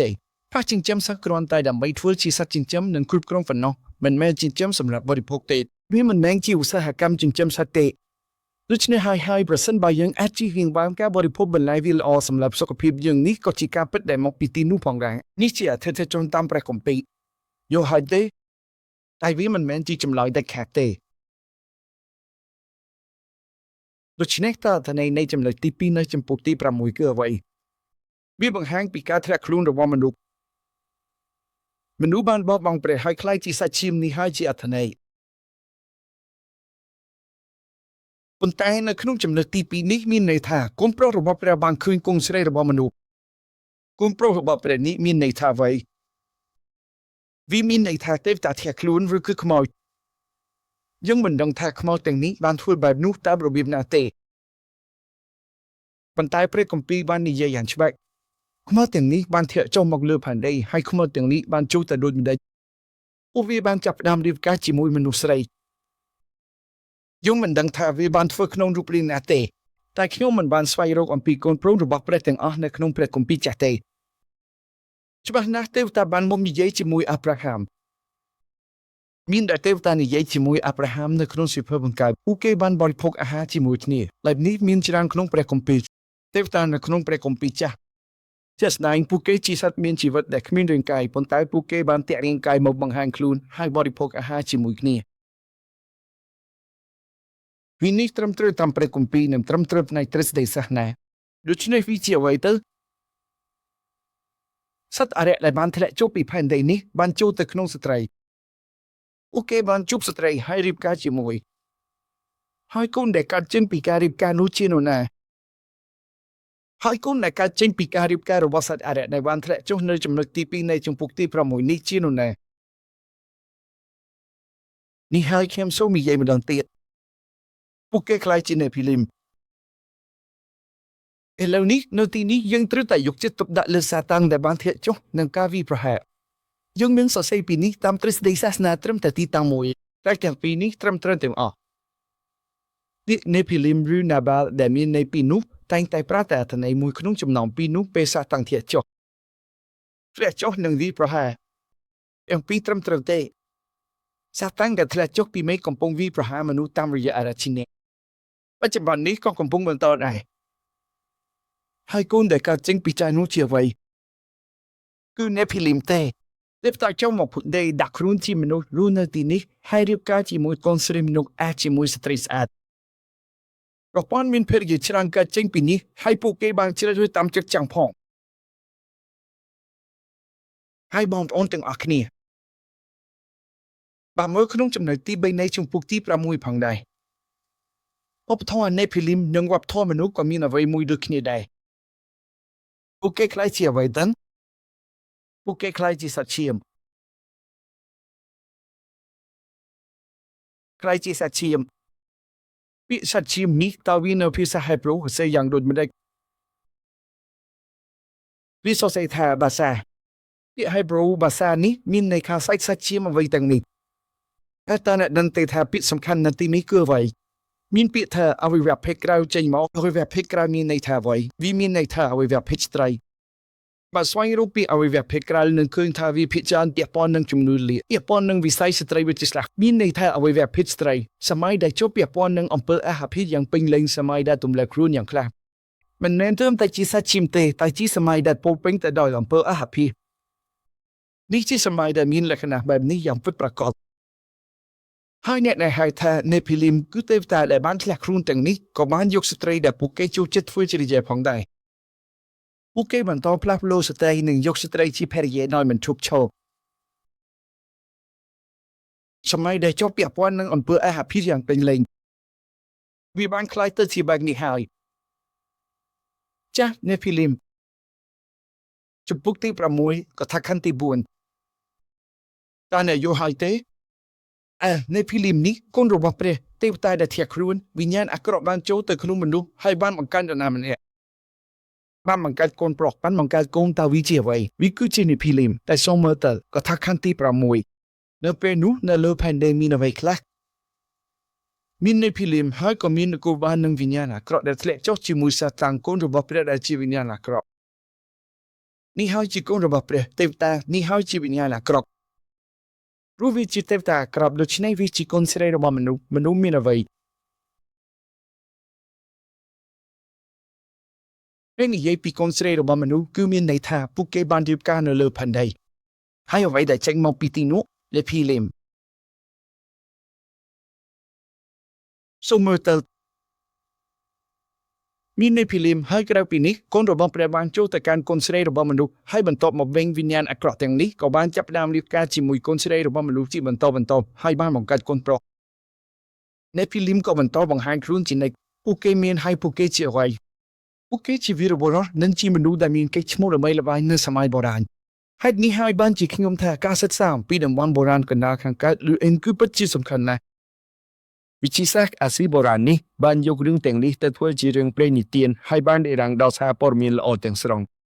ដូច្នេះអ្នកដែលមានសារព័ត៌មានល្អត្រូវប្រើវិទ្យាសាស្ត្រអាស៊ីបុរាណដើម្បីបំផ្លាញរឿងទាំងនេះវិញចាប់ផ្ដើមពី Bill Hausen និងអ្នកវិទ្យាសាស្ត្រសាសនាអាល្លឺម៉ង់ទាំងអស់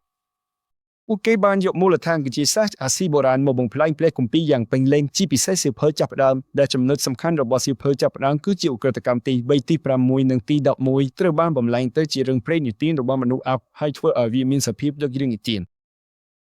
រឿងនេះបានវាយប្រហារយ៉ាងខ្លាំងដល់សាសនាចាស់ពិភពលោកនិងសាសនាចាស់កម្ពុជាវាបានជាប់លាក់ក្នុងយុទ្ធសាស្ត្រលំដាប់ខ្ពស់របស់សាតាដូច្នេះយើងត្រូវសិក្សាវិទ្យាសាស្ត្រអាស៊ីបុរាណបានត្រឹមត្រូវនៅសម័យបុរាណគេថាអ្វីខ្លះគឺជាអ្នកមានកេរ្តិ៍ឈ្មោះហើយនៅទីនេះពាក្យថាអ្នកមានកេរ្តិ៍ឈ្មោះនៅក្នុងភាសាអង់គ្លេសគេបកប្រែថាអ្វីដែរគេបកប្រែថាជីយ៉ានចែ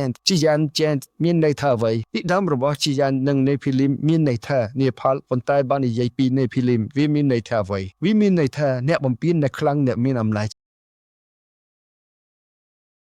អ្នកបំពេញអ្នកខ្លាំងអ្នកមានអំណាចឬអ្នកមានកម្លាំងនៅក្នុងសៀវភៅព្រះគម្ពីរភាសាអង់គ្លេសគេប្រើពាក្យ giant ដូចជាក្រុមបាល់ទាត់ Lord Giants គឺមានន័យថា giant ឬអ្នកធំវាមានមូលដ្ឋានក្នុងព្រះគម្ពីរទេសូមស្វែងរកមើលផងអ្នកទាំងអស់គ្នាសូមស្វែងរកមើលផងព្រោះអ្នកទាំងអស់គ្នាអាចមិនបានស្វែងរកទាំងអស់ទេតើវាមានមូលដ្ឋានក្នុងព្រះគម្ពីរទេខ្ញុំនឹងលើកយកខាងក្រោមនេះជាឧទាហរណ៍ពីព្រះគម្ពីរដែលមានលំដាប់ក្នុងសៀវភៅ Deuteronomy បទទី3ចាប់ពីខណ្ឌទី1ដល់ទី11នៅពេលម៉ូសេចូលទៅដណ្ដើមដីកាណានតើនៅកាណានមាននរណាអាស្រ័យនៅទីនោះវាបង្ហាញបែបនេះ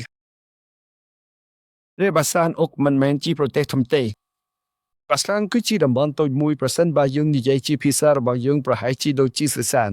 នៅទីនោះមានព្រះបាទហើយបើសិនស្វែងរកបន្តទៀតអ្នកនឹងឃើញឈ្មោះនេះវាត្រូវបានរាយការណ៍ជាការវាស់ដោយ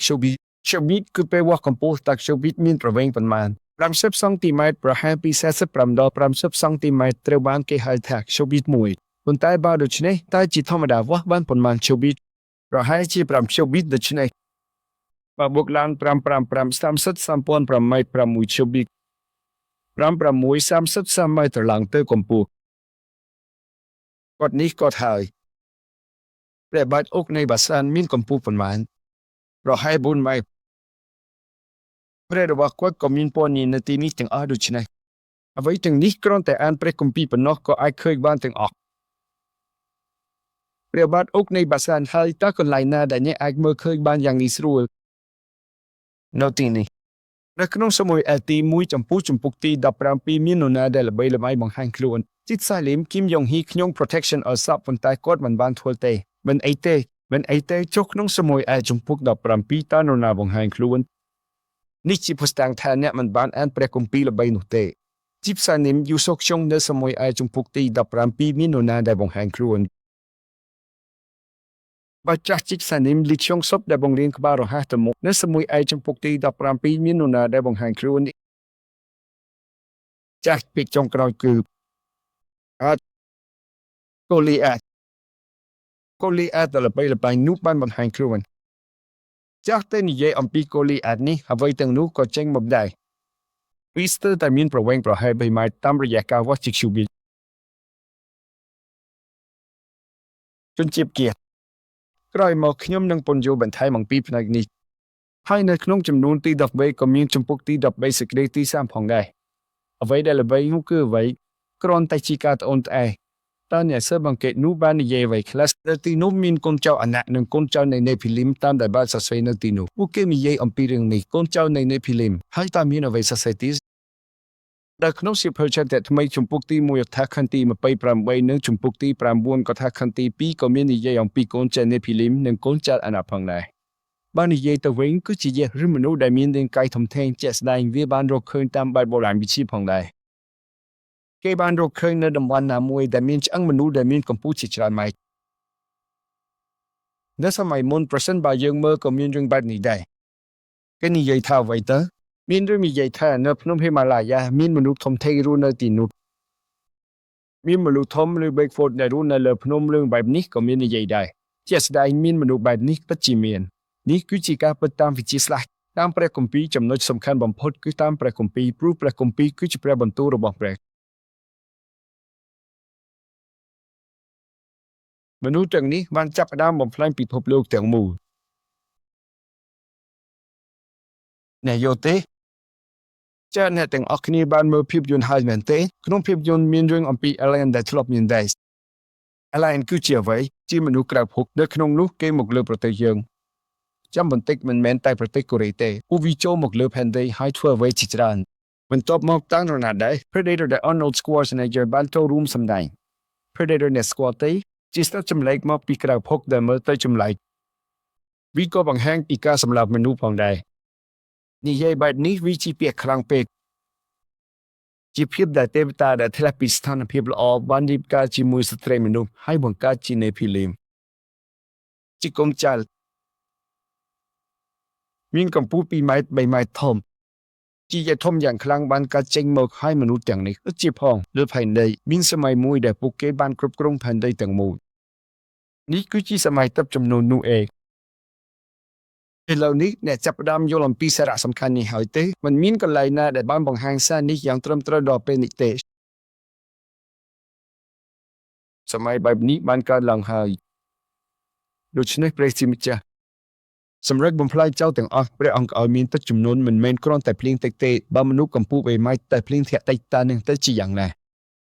បើគេចេញទៅលើកម្ពស់ភ្នំក៏មិនអាចរត់គេចខ្លួនបានទេពិតជាផងព្រះអង្គបានធ្វើឲ្យទាំងអស់គ្នាចាស់ទឹកលិចអស់ព្រះអង្គបានធ្វើឲ្យគេមិនអាចបរិភោគអ្វីបានសោះបើនៅមានអាហារមួយចំនួនអ្នកដែលមានកម្លាំងខ្លាំងទាំងនេះនឹងរស់រានមានជីវិតនៅតែមានដូច្នេះត្រូវបំផ្លាញអស់ទាំងស្រុងហើយនេះហើយបានធ្វើឲ្យមានទឹកចំនួនដើម្បីបំផ្លាញអស់តែទីនេះមានរឿងមួយសំខាន់ដែលយើងត្រូវមើលរឿងនេះមិនមែនបញ្ចប់ត្រឹមនេះទេការស្លាប់ដោយសារទឹកជំនន់អស់ចាស់នៃភីលីមទាំងនេះបានស្លាប់ត្រឹមត្រូវប៉ុន្តែ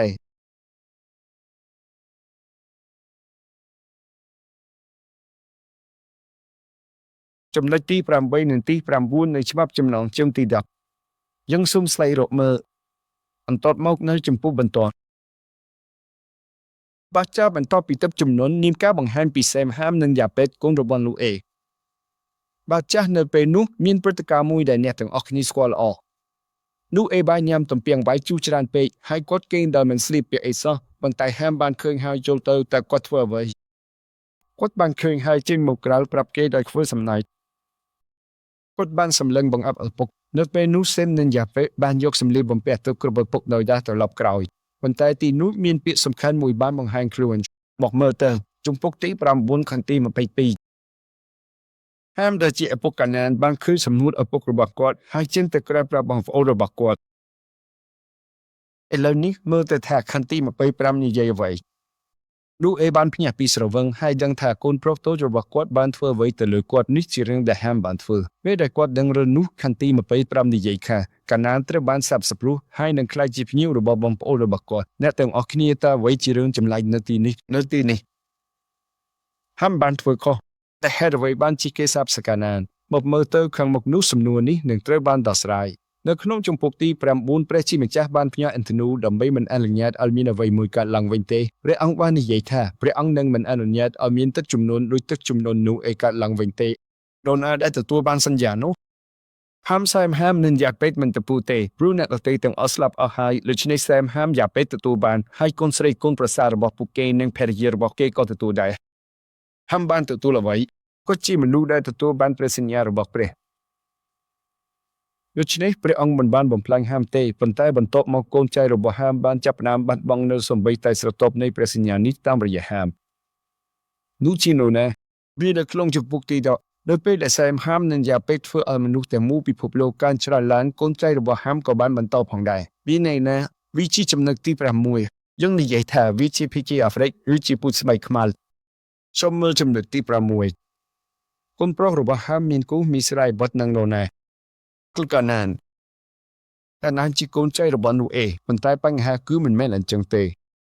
នៅចំណុចទី7គេបាននិយាយថាកូនប្រុសរបស់គូមានសេបាហាវីឡាសាប់ដារីហាម៉ានិងសាប់ទីកូនប្រុសរបស់រីហាម៉ាគឺសេបានិងដេដានគូដែលជាកូនប្រុសរបស់ហាមគេបានបន្តចេញកូននូណាទីគូបានបន្តចេញកូនឈ្មោះនីមរ៉ូតដែលគាត់ជាវីរបុរសដំបូងបង្អស់នៅលើពិភពលោកគាត់បានក្លាយជាអ្នកបាញ់សត្វដ៏ក្លាហានមកព្រះម្ចាស់ដូច្នេះមានសម្រងមួយខាអ្នកណាក៏គូត្រូវក្លាយជាអ្នកបាញ់សត្វដ៏ក្លាហានមកព្រះម្ចាស់ដូចនីមរ៉ូតអាណាចក្ររបស់គាត់បានចាប់ផ្ដើមនៅប្រទេសស៊ីណាដែលមានទីក្រុងបាបែលអេរិកអាកាតនិងកាឡេបន្ទាប់មកគាត់បានទៅដល់ប្រទេសអាស៊ូហើយស្ថាបនាទីក្រុងនីនេវេរេហូបូដេលកាឡានិងរេស្លានដែលស្ថិតនៅចន្លោះនីនេវេនិងកាឡាទីក្រុងនេះគឺជាទីក្រុងធំមួយមីស្រាយងបានបង្កើតកូនឈ្មោះលូឌីមអាណាប៊ីមរេហាប៊ីមណាប់ឡូហ៊ីមបាទូរូស៊ីមកាសលូស៊ីមនិងកាប់ឡូរីងហើយពីកាសលូស៊ីមមាននរណាមកចេញគឺជាប្រជាជាតិភីលីស្ទីនហើយភីលីស្ទីននេះជានរណារើហើយលោកស្រីសុងគុនសាភីលីស្ទីនប៉ាឡេស្ទីននេះហើយជាប្រជាជាតិភីលីស្ទីនដែលមានវប្បធម៌ដែរគូលីយ៉ាតក៏បានកើតចេញពីទីនេះដែរដូច្នេះតើខ្ញុំកំពុងនិយាយអ្វីដោយសារទឹកចំនួននៃភីលីមផ្នែកសាច់ឈាមបានស្លាប់ប៉ុន្តែដោយសារទឹកចំនួនកូនរបស់ព្រះខ្មោចសាតាស្លាប់ឬនៅស្លាប់មិនស្លាប់ទេខ្មោចសាតាំងនេះបានចូលទៅក្នុងនរណាវិញបានចូលទៅក្នុងហាមមើលឪពុកដោយមិនយកសញ្ញាសន្តិភាពនឹងពោទេតែការដែលឪពុកបង្អាក់ខ្លួនមានបញ្ហាអ្វីទេវាមិនមែនបញ្ហាទេតែគេមើលថាជាបញ្ហាដូចអ្វីដែលអាដាមនិងហាវ៉ាធ្លាប់ធ្វើត្រូវសាតាំងកាន់កាប់កំពុងធ្វើអ្វីដូចគ្នាទោះបីជាវាមិនមែនជាបញ្ហាក៏ដោយហាមត្រូវបានសាតាំងនឹងខ្មោចកាន់កាប់ហើយកូនចៅកាណានក៏ត្រូវបានកាន់កាប់ដែរ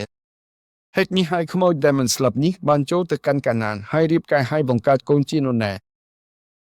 អ៊ីមរ៉ូតវីរបុរសហើយនៅចំនួនក្រោយមាននរណាធ្វើឡើងទៀត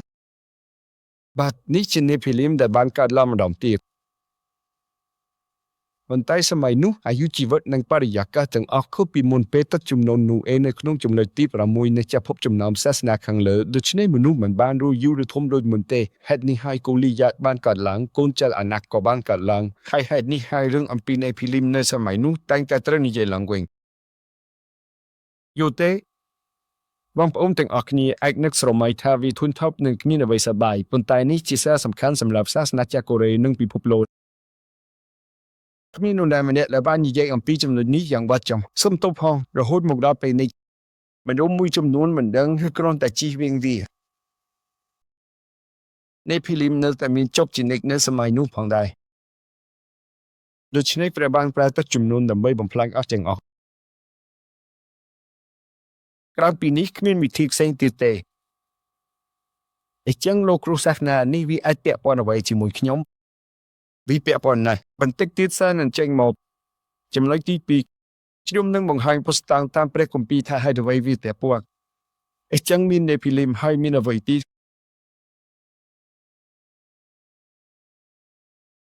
នេភីលីមជំងឺខុសគ្នាមើលស្ថានភាពរបស់នេភីលីមមនុស្សទាំងនេះមុនដំបូងមើលស្ថានភាពរបស់នេភីលីមស្ថានភាពរបស់នេភីលីមនេះគឺស្ថានភាពរបស់នេភីលីមមនុស្សយ៉ាងនេះគឺនេភីលីម អានិយាយច្បាស់គឺកូលីយ៉ាពួកគេត្រូវបានចាប់យកដោយអ្វីផ្នែកវិញ្ញាណទាំងស្រុងវិញ្ញាណរបស់មនុស្សនេះត្រូវបានចាប់យកដោយអ្វីគេត្រូវបានចាប់យកដោយអារះនិងសាតាំងទាំងស្រុងในភីលីមនេះสักនិดអ្នកក្លាហានអ្នកប្រយុទ្ធបុរាណទាំងនេះវិញ្ញាណត្រូវបានចាប់យកដោយអ្វីខួរក្បាលរបស់មនុស្សនេះព្រះសាស្តាចារ្យអាយុបាននិយាយហើយដូច្នេះលើកនេះខ្ញុំនឹងសរសេរខាខួរក្បាលចិត្តនិងគំនិតត្រូវបានចាប់យកដោយអ្វីទាំងស្រុងពួកគេបានសម្លាប់គ្នាក្នុងសង្គ្រាមនិងធ្វើអំពើអហភិទាំងអស់នេះតើវាជាអ្វីត្រូវបានចាប់យកចិត្តគំនិតនិងវិញ្ញាណសកម្មភាពត្រូវបានចាប់យកទាំងស្រុងវិញ្ញាណដែលយើងនិយាយវិជាស្ថានភាពស្លាប់ហើយខួរក្បាលគំនិតនិងចិត្តនេះត្រូវបានចាប់យកទាំងស្រុងស្ថានភាពត្រូវបានចាប់យកដូច្នេះចិត្តនិងគំនិតទាំងអស់បានរលួយទៅហើយដូច្នេះរាងកាយរបស់មនុស្សទាំងនេះគឺធ្វើសង្គ្រាមសម្លាប់គ្នានិងអំពើអហភិតើវាជាអ្វីដែលយើងនិយាយ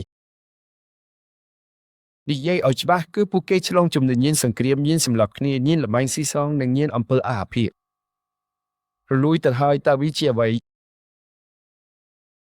សកម្មភាពដែលមានក្លិនស្អុយនេះហើយហៅថានេភីលីមប៉ុន្តែស៊ូមមើលនេះលោកគ្រូប៉ាស្ទ័រយូបានផ្ដល់សារយ៉ាងត្រឹមត្រូវអ្នកដឹងទេថាពេលអ្នកដឹកនាំតំបន់ចូលទៅខាងក្រោមពួកគេបាននិយាយអ្វីខ្លះបញ្ហាញៀនមិនអាចដោះស្រាយបានទេដោះស្រាយមិនចេញទេគាត់បាននិយាយក្នុងសារគាត់និយាយថាអីមិនមែនរឿងនេះទេតើវាជាបញ្ហាអ្វីវាជាបញ្ហាមិនមែនជាបញ្ហាទេវាជាបញ្ហាផ្នែកវិញ្ញាណហើយអ្វីបានជាវាជាបញ្ហាផ្នែកវិញ្ញាណប៉ុន្តែมันអាចដោះស្រាយបានទេព្រោះវិញ្ញាណនោះកំពុងត្រូវរកកាន់កាប់រកមានន័យថាអ្វីនោះគឺសាតាំងមនុស្សនោះវិញ្ញាណកំពុងត្រូវសាតាំងនឹងមនុស្សឲ្យកាន់កាប់ហើយវាបានបង្ហាញចេញយើងហៅរឿងនេះថាអ្វីបញ្ហាមូលដ្ឋានបញ្ហាផ្នែកវិញ្ញាណហើយថាអ្វីបញ្ហាដែលលាក់ខ្លួនសំណាងនៅពីក្រោយជោគវាសនាមូលដ្ឋាននេះគឺជាចំណុចទី1ហើយថាអ្វីបញ្ហាដែលបង្ហាញខ្លួនជោគវាសនាដែលកើតឡើងជាញឹកញាប់ឬកើតឡើងម្ដងហើយម្ដងទៀតនេះហើយជាការញៀងដូច្នេះវិធីដោះស្រាយមានតែមួយប៉ុណ្ណោះត្រូវផ្លាស់ប្ដូរសាស្ត្រមិនអាចធ្វើបានទេត្រូវផ្លាស់ប្ដូរអារម្មណ៍របស់មនុស្សនោះដូរអារម្មណ៍ព្រះអង្គុយលើសេរីល្អនៃម៉េចត្រូវភ្ជាប់ជាមួយព្រះគ្រីស្ទអាមែនទេក្រៅពីនេះការញៀនមិនអាចដោះស្រាយបានទេនេះហើយជារឿងនៃនេភីលីមដែលកំពុងបន្តទៅមុខយើងមិនចាំបាច់មានកូនដែលខ្លាំងក្លាដូចមនុស្សខ្ពស់ជាច្រើនម៉ែត្រទេប៉ុន្តែរឿងនេះក៏នៅតែបន្តទៅមុខដែរ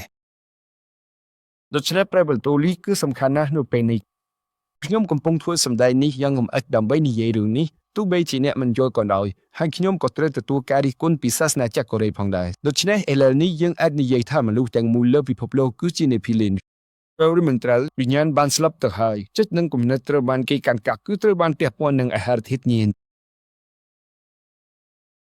ខ្ញុំក៏ញៀនលេងកីឡាពេទ្យមិនទាន់ផងដែរដូច្នេះទោះបីជាខ្ញុំត្រូវគេបន្ទោសកាលពីសប្តាហ៍មុនក៏ដោយខ្ញុំក៏ទៅលេងពេទ្យមិនទាន់ស្លូមេងបានច្រើនហ្គេមហើយចាប់ពីឆ្នាំក្រោយខ្ញុំត្រូវទៅរៀនសាលាព្រះគម្ពីររយៈពេល1ឆ្នាំសូមអ្នកទាំងអស់គ្នាជួយអធិស្ឋានផងថ្ងៃពុធហើយប្រហុកវត្តថ្ងៃសុក្រពេលទៅទីនោះប្រសិនបើខ្ញុំស្និទ្ធស្នាលជាមួយសាស្ត្រាចារ្យនោះទីនោះមានទីលានលេងតេននីសគេ protection ថាខ្ញុំត្រូវលេងតេននីសទៀតដូច្នេះពីថ្ងៃមុនខ្ញុំបានចាប់ផ្ដើមលេងតេននីសវិញខ្ញុំលេងបេតមិនទាន់រយៈពេល20ឆ្នាំហើយឥឡូវចាប់ផ្ដើមលេងតេននីសហើយថ្ងៃនេះខ្ញុំក៏សម្រេចចូលជាសមាជិកក្លឹបនៅទីនេះផងដែរនៅទីនោះមានតែវិញត្រឹមប៉ុណ្ណោះពួកគេលេងតេននីសពីម៉ោង4កន្លះតែខ្ញុំគ្មានពេលឬលក្ខខណ្ឌសមស្របដើម្បីចូលរួមទេនេះ protection ថាតែទទួលមេរៀនជាដាច់ខាតខ្ញុំធ្វើមិនកាត់ទេពេលខ្ញុំប្រាប់ហេតុផលគេថាមិនបានទេខ្ញុំក៏ថានឹងតាមអត់តក្នុង1ឆ្នាំបែតមិនតុនក៏ដូចគ្នានេះដែរគេមិនដែលលេងជាមួយខ្ញុំទេលេងបែតមិនតុនត្រូវការមនុស្ស4នាក់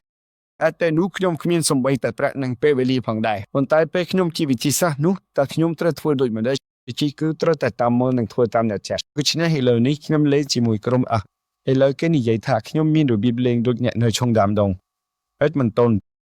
នោះហើយអ្នកដែលបានរៀនជាមួយខ្ញុំក៏មានអារម្មណ៍ថាខាត់មកខ្លួនផងដែរបែតមិនតុនខ្ញុំមិនធ្វើការស្រាវជ្រាវអ្វីសោះទេអ្នកណាជាព្រះមហាក្សត្រនៃបែតមិនតុនបច្ចុប្បន្នជានរណាបាននិយាយជាកីឡាបាល់ទាត់គឺដូចជាពេលេគាត់ជាមនុស្សម្នាក់ដែលបានចូលក្នុងសៀវភៅកំណត់ត្រា Guinness ដ៏អស្ចារ្យប៉ុន្តែព្រោះកីឡានេះមិនមានប្រជាប្រិយភាពទេដូច្នេះខ្ញុំបានយកសៀវភៅអំពីបច្ចុប្បន្ននៃបែតមិនតុនមកសិក្សាស្រាវជ្រាវទី2កីឡាបែតមិនតុនបានកើតចេញពីព្រះរាជវង្សអង់គ្លេសនៅក្នុងព្រះរាជវង្សអង់គ្លេសបច្ចុប្បន្នមានគ្រូបង្រៀនបែតមិនតុនម្នាក់ដែលបង្រៀនជាភាសាអង់គ្លេស Gạch nâng tay thà có chi nào nà, có cứ chi mà nụ chmô ly chê bốc đà kê hai thà, bè Chris nê bị phổ bệt mần tôn. Có bằng liên chi pisa ông clay, nhóm tay mơ video bệt mần tôn quạt, hai riêng tám nhóm cật thà, lục xây nà hi ở chà nà, quạt lên tennis chan chanam hai. Quạt lên cô nâng cây lạc cốt mục bê lê chỉ mùi nhóm thà thlop lên bệt mần tôn đập chanam quạt thà, the lục rú nhóm tatu squad, cơ nhóm châm nám cây lạc tèo bệt mần tôn bị bạc chính cây. Ngay ní có đôi khi nhóm ta đào tin nụ, nhẹ lên tennis như vậy thà, ta nhẹ cầm phong thua vậy. Cái lá bét mình tôn nụ, còn ta dụ ở câu bục mũ tê lên men tế. Ta vì đôi tennis tế. Mình đôi khi tế. Nhẹ xong nâng nè cướp krong có đằng đại. Để bươn bay rồi mà bay km cho không mùi màu. Hai đợt xa tại slap ba vùng vệnh vì lịch lăng là bươn mùi rồi mà bay rưu pi rồi hai bần tọc mong thịa chọc liền. Hai bê đã trâu khắc tí không chùm này clay vít phua ở pra tham bố tràn nè. Mình tộc mong present ba ni dây tam cái lạc tennis cái hai tha vô lý. Cái lạc bét mình tốn trâu vi ba mà đông tay mà đông. Tennis vĩnh, anh vô lý mình đúng rồi tụi ba bọn ban rồi chân ấy miên phê xâm ra mình tê. Bét mình tốn vĩnh tới tụi ba để một $1 bươn chỉ chân rồi kilo không mùi mong không chừng này clay. Kết mơ sẵn tới tụi ba để một $1 bươn bay rồi mà bay kilo. Vì bất chi bị bạn nè. Nè chլop lên cái lạc xây một lên bét mình tốn như vậy tha. Vì bị bạn tay sắp bay bầm phốt, lúc chọc sen nà hi tụi squad nhôm, hai nhôm có tụi squad quạt vĩnh chấp bị khai nụ mộc. Quạt mình men chi mình ưu thô mà đạt tê, quạt ban bạp này lời chất rụt hài, úc khní đi dây thạc nhôm lên đô chi chạp sắp một. Hết ở vay ban chi mình dây rừng nịch. Asrai tay ca nhiên, bên nụ khním nhiên đột chne khním chạp đàm lên tên ni swing. Bạn tốt mọc thay ní, min mai mà đai mình nè, min aram thác hạt mục brúc nhôm ban lên tên ni ban bạch này. Nhóm đã lên ban bạch này nâng lúc mình đã chính là mấy đại miệng ban lên bực cụt kia. Ok mình đã lên chỉ một thiêm tê. Nếu nhóm cái là tên ní cái hai vị thà, krom mấy đại miệng. Ok mình đã lên chỉ một nét nằm bóng tê. Ok mình lên hát chỉ một thiêm tê, được chính là ok mình làm khăn mục. Nhóm su sốc tốc ok chỉ bần tỏ tớ ok lên chỉ một thiêm đồng. Lên hai nhóm chính là ok lạc khát. Và sau kim su thà, của thlop lên bét mình tôn rồi tên ní tê, nhóm thà, bù lết đầm bồm hai sưu nà. Trong ban yo chbát tí cần leh no pe yo ke la tenni rupet mình tóm có đôi khi min tai rơi mùi phần nói đi cứ chỉ ca pra chương footwork và này yo pi ca pra chương hai no ở vậy tăng off có ai thua bàn hết ở vậy khi nhom gì rồi nick min lu mùi chấm nuôn mình trong stop tê phần tai khi nhom chấp ban ở vậy mùi hết đâm tê tha với chia vậy vị trí cái nhiên nếu prot nu khi nhom ban nhìn vậy hai tờ lên tenni so dẹp pe pi mong ta khi nhom còn phong đi dây ông pi vậy vì đôi khi từng ở giang ban tọt mau khi nhom ban pia sa mùi tơ mà lu mình nèระยะเป้ปีมองเนี่ยมันเติบซับไซส์ศาสนาจิมุยโลกกองกูซาหนึ่งโลกจนหมกเตระยะเป้ปีมองเคลื่อนเล่งเบ็ดมันต้นระยะเป้ปีมองเนี่ยมันแต่อธิษฐานเตระยะเป้ปีมองขยมตะเลงเบ็ดมันต้น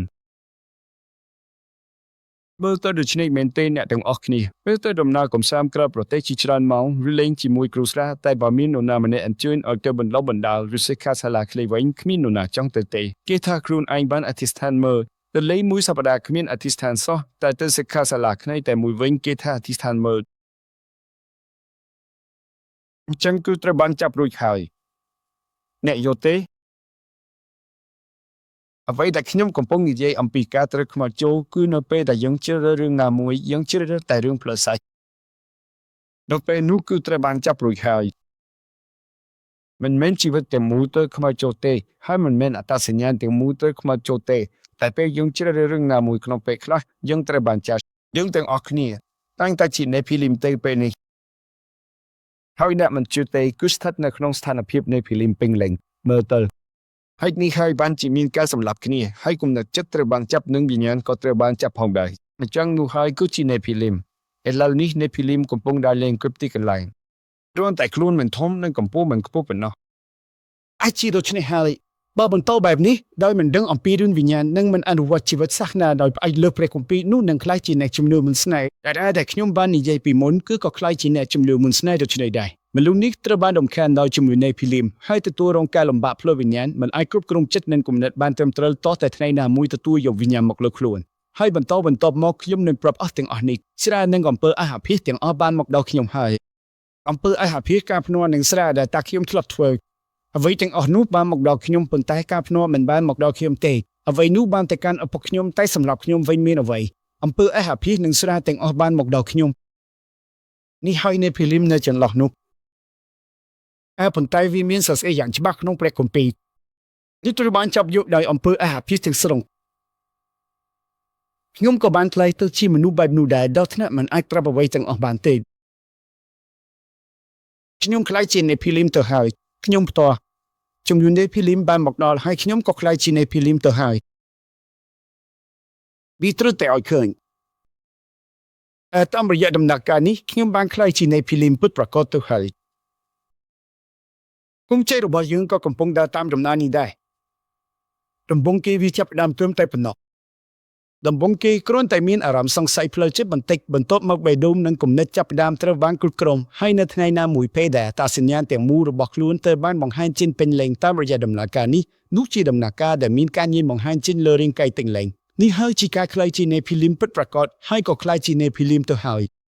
ពេញលេងในสมัยโบราณមានមនុស្សដែលមានកេរ្តិ៍ឈ្មោះនិងអំណាចអ្នកណាដែលញៀនគេមានអំណាចមែនទេសូមមើលអ្នកដែលញៀនសារធាតុញៀនមានអំណាចមែនទេស្រាមានអំណាចមែនទេអ្នកដែលញៀនគេនិយាយបែបនេះគេនិយាយថាបើញ៉ាំអីនេះទៅអាចស្ទើរតែបន្តបានប៉ុន្មានថ្ងៃអំណាចនោះវាមានពិតប្រាកដក្នុងការញៀននៅសម័យបុរាណអ្នកមានអំណាចអ្នកបំពេញអ្នកខ្លាំងតែផុតស្រាគេវាគ្រប់គ្នាមែនទេឬប្រាសារធាតុញៀនគេវាគ្រប់គ្នាមែនទេសូមមើលអ្នកលេងល្បែងស៊ីសងសូមបីដៃត្រកាត់ក៏នៅតែលេងល្បែងស៊ីសងយុគទេដើម្បីលេងល្បែងស៊ីសងយកលុយខ្លៃសិក្សាទៅលេងល្បែងស៊ីសងវិជានេភីលីមក៏មែនទេចិត្តនិងគុណិតត្រូវបានគេកាន់យ៉ាងពេញលេងហើយត្រូវបានអំណាចដ៏ខ្លាំងមួយទីទៅគេសម្លាប់មនុស្សគេជាឃាតករនេភីលីមដំណាក់កាលនេះវាបានកាត់ឡើងអ្នកយល់ទេក្នុងស្ថានភាពបែបនេះឥឡូវនេះពិភពលោកទាំងមូលនិងពិភពលោកទាំងស្រុងកូនចៅចំនួនក្រោយកំពុងរំចុះទាំងអស់ដូច្នេះដោយដែលលោកចាហ្វាយើងបានអធិស្ឋាន System Linux នេះគឺជាចម្លើយសំខាន់មួយក្នុងចំណោមចម្លើយសំខាន់សម្រាប់ជួយសង្គ្រោះពិភពលោកទាំងមូលនៅពេលអនាគតឥឡូវនេះស្ថានភាពគឺជាបែបនេះចុងក្រោយទី3បើដូច្នោះនេះហើយអ្នកគួរតែដឹងច្បាស់ពីខណ្ឌព្រះគម្ពីរមួយទៀតនៅក្នុងព្រះគម្ពីរខ្មែរនេះទេមានព្រះបន្ទូលពី2ពេត្រុស3ទី2ចំណុច4ដល់5ក្រោយមកសូមស្វែងរកអានផ្ទាល់ផងខ្ញុំបញ្ជាក់ច្បាស់ព្រះអង្គបានដាក់ទេវតាទាំងនោះចូលក្នុងនរកគុំប្រុសរបស់ព្រះហើយអ្វីដើម្បីការពីកូនរបស់នូអេនៅពេលនោះទេវតាខូចខាតទាំងនេះត្រូវបានព្រះដាក់ឃុំហើយព្រះបានការពីកូនរបស់នូអេដូច្នេះមានន័យថាយ៉ាងដូចម្ដេចដោយសារតែចំនួនមនុស្សដែលមានអំណាចនៅសម័យបុរាណដែលជាអ្នកនេភីលីមត្រូវបានស្លាប់ប៉ុន្តែទោះបីជាកូនចៅរបស់ពួកគេដូចជាកូលីអេសត្រូវបានស្លាប់ក៏ដោយតែវិញ្ញាណអាក្រក់មិនស្លាប់ទេហេតុនេះហើយបានជាព្រះអង្គបានដាក់វិញ្ញាណអាក្រក់ទាំងនេះឲ្យចុះក្នុងនរកហើយព្រះអង្គបានការពីនូអេអ្វីទាំងនេះសុទ្ធតែមានសរសេរនៅក្នុងព្រះគម្ពីររឿងទាំងនេះយើងមិនអាចយល់បានដោយក្បាលខ្លួនឯងទេខ្ញុំក៏មិនដឹងដែរចំណុចទី3បាទដូច្នេះព្រះជាម្ចាស់បានផ្ដល់ផ្លូវមួយឲ្យយើងព្រះអង្គបានផ្ដល់ចម្លើយឲ្យយើងខ្ញុំបានបញ្ចូលរឿងទាំងនេះដើម្បីនិយាយអំពីចំណុចនេះចម្លើយនោះជាអ្វីថ្ងៃនេះព្រះអង្គបានផ្ដល់ចម្លើយពេញលេញឲ្យយើងតែតើនូអេបានទទួលអ្វីពីព្រះគាត់បានទទួលព្រះគុណអមែនទេព្រះគុណមានន័យដូចម្ដេចព្រះគុណខ្ញុំបាននិយាយពីរឿងនេះកន្លងមកហើយព្រះគុណនេះមានន័យដូចម្ដេចនេះគឺកូរិនថូសទី1បទទី2ខណ្ឌទី12អ្វីដែលព្រះបានផ្ដល់ដោយព្រះគុណអេផេសូបទទី2ខណ្ឌទី8អ្នកទាំងអស់គ្នាបានទទួលព្រះគុណនោះព្រះគុណនេះមានតែមួយប៉ុណ្ណោះអ្វីទៅការេ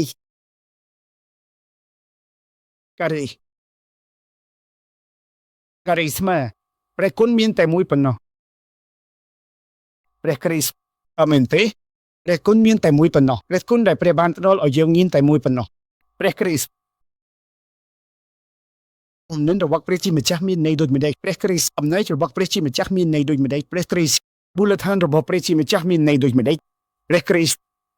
នូអេបានទទួលព្រះគុណមិនមែនអ្វីផ្សេងទេសម្រាប់នូអេគឺជាការជឿលើព្រះគ្រីស្ទនិងការយល់ដឹងអំពីព្រះគ្រីស្ទខ្ញុំនឹងបង្ហាញភស្តុតាងថានូអេស្ថិតនៅក្នុងលំហូរនោះ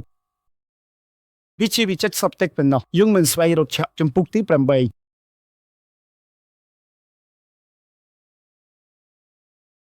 ចាប់ពីចំណុចទី1ដល់ទី2នៃចំណងជើងទី8ក្នុងសៀវភៅបុរាណ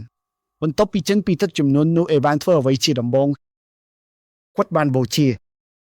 អូជានោះមានន័យដូចម្តេចវាជារូបភាពនៃចំណុចទី15និងទី21នៃជំពូកទី3ក្នុងសៀវភៅបុរាណនោះអេស្ថិតនៅក្នុងលំហនោះហើយអ្វីបានជាព្រះគុណបានមកលើនោះព្រះគុណបានមកលើគាត់បន្តទៅទៀតនៅក្នុងខណ្ឌនោះមានការរៀបរាប់អំពីវង្សតកូលរបស់នោះវង្សតកូលមានន័យដូចម្តេចតឡតគេបូនេះជាពាក្យដែលនិយាយអំពីវង្សតកូលរបស់អាដាមគឺដូច្នេះវង្សតកូលរបស់នោះគឺដូច្នេះនេះជាលំហរបស់សារៈសំខាន់នៃព្រះសាសនាលំហនៃច្បាប់ទី15ក្នុងច្បាប់ទី3នៃសៀវភៅចំណោមកំណត់នោះបានបន្តបង្ហាញឡើងវិញនោះគឺជាមនុស្សសេចក្តីនិងពេញលេញក្នុងសម័យរបស់គាត់តែនោះធ្វើដូចម្តេចដើម្បីក្លាយជាមនុស្សសេចក្តីពេញលេញនិងដើរជាមួយព្រះគាត់ស្ថិតនៅក្នុងលំហនេះអាមែនទេនោះហើយជាការសេចក្តីពេញលេញនិងដើរជាមួយព្រះទោះបីជានោះក៏បានផឹកស្រាហើយធ្វើខុសដែរមិនមែនពេញលេញផ្នែកសាច់ឈាមទេតែការស្ថិតនៅក្នុងលំហនេះហើយដែលជាការពេញលេញអាមែនទេដូច្នេះកុំនិយាយពីរឿងសាច់ឈាមជាញឹកញាប់កុំនិយាយថាអ្វីត្រឹមត្រូវឬមិនត្រឹមត្រូវផ្នែកសាច់ឈាមវាជាការត្រូវបានបត់ប្រាក់បងប្អូនទាំងអស់គ្នាប្រសិនបើអស់លោកបានដឹងច្បាស់អំពីសារៈសំខាន់នៃព្រះគ្រីស្ទទី2ចំណុចទី2ចំណុចទី9ក្នុងចាក់ភពចំណងជើងទី6ថាយ៉ាងដូចម្តេចអ្នកត្រូវធ្វើអ្វីជាមួយឈើកូភើដោយសាងសង់ទូកហើយទូកនេះមានន័យថាអ្វីវាមានន័យថាព្រះគ្រីស្ទមែនហើយប៉ុន្តែនៅទីនេះមានអ្វីមួយសំខាន់គឺពាក្យថាទូកនេះ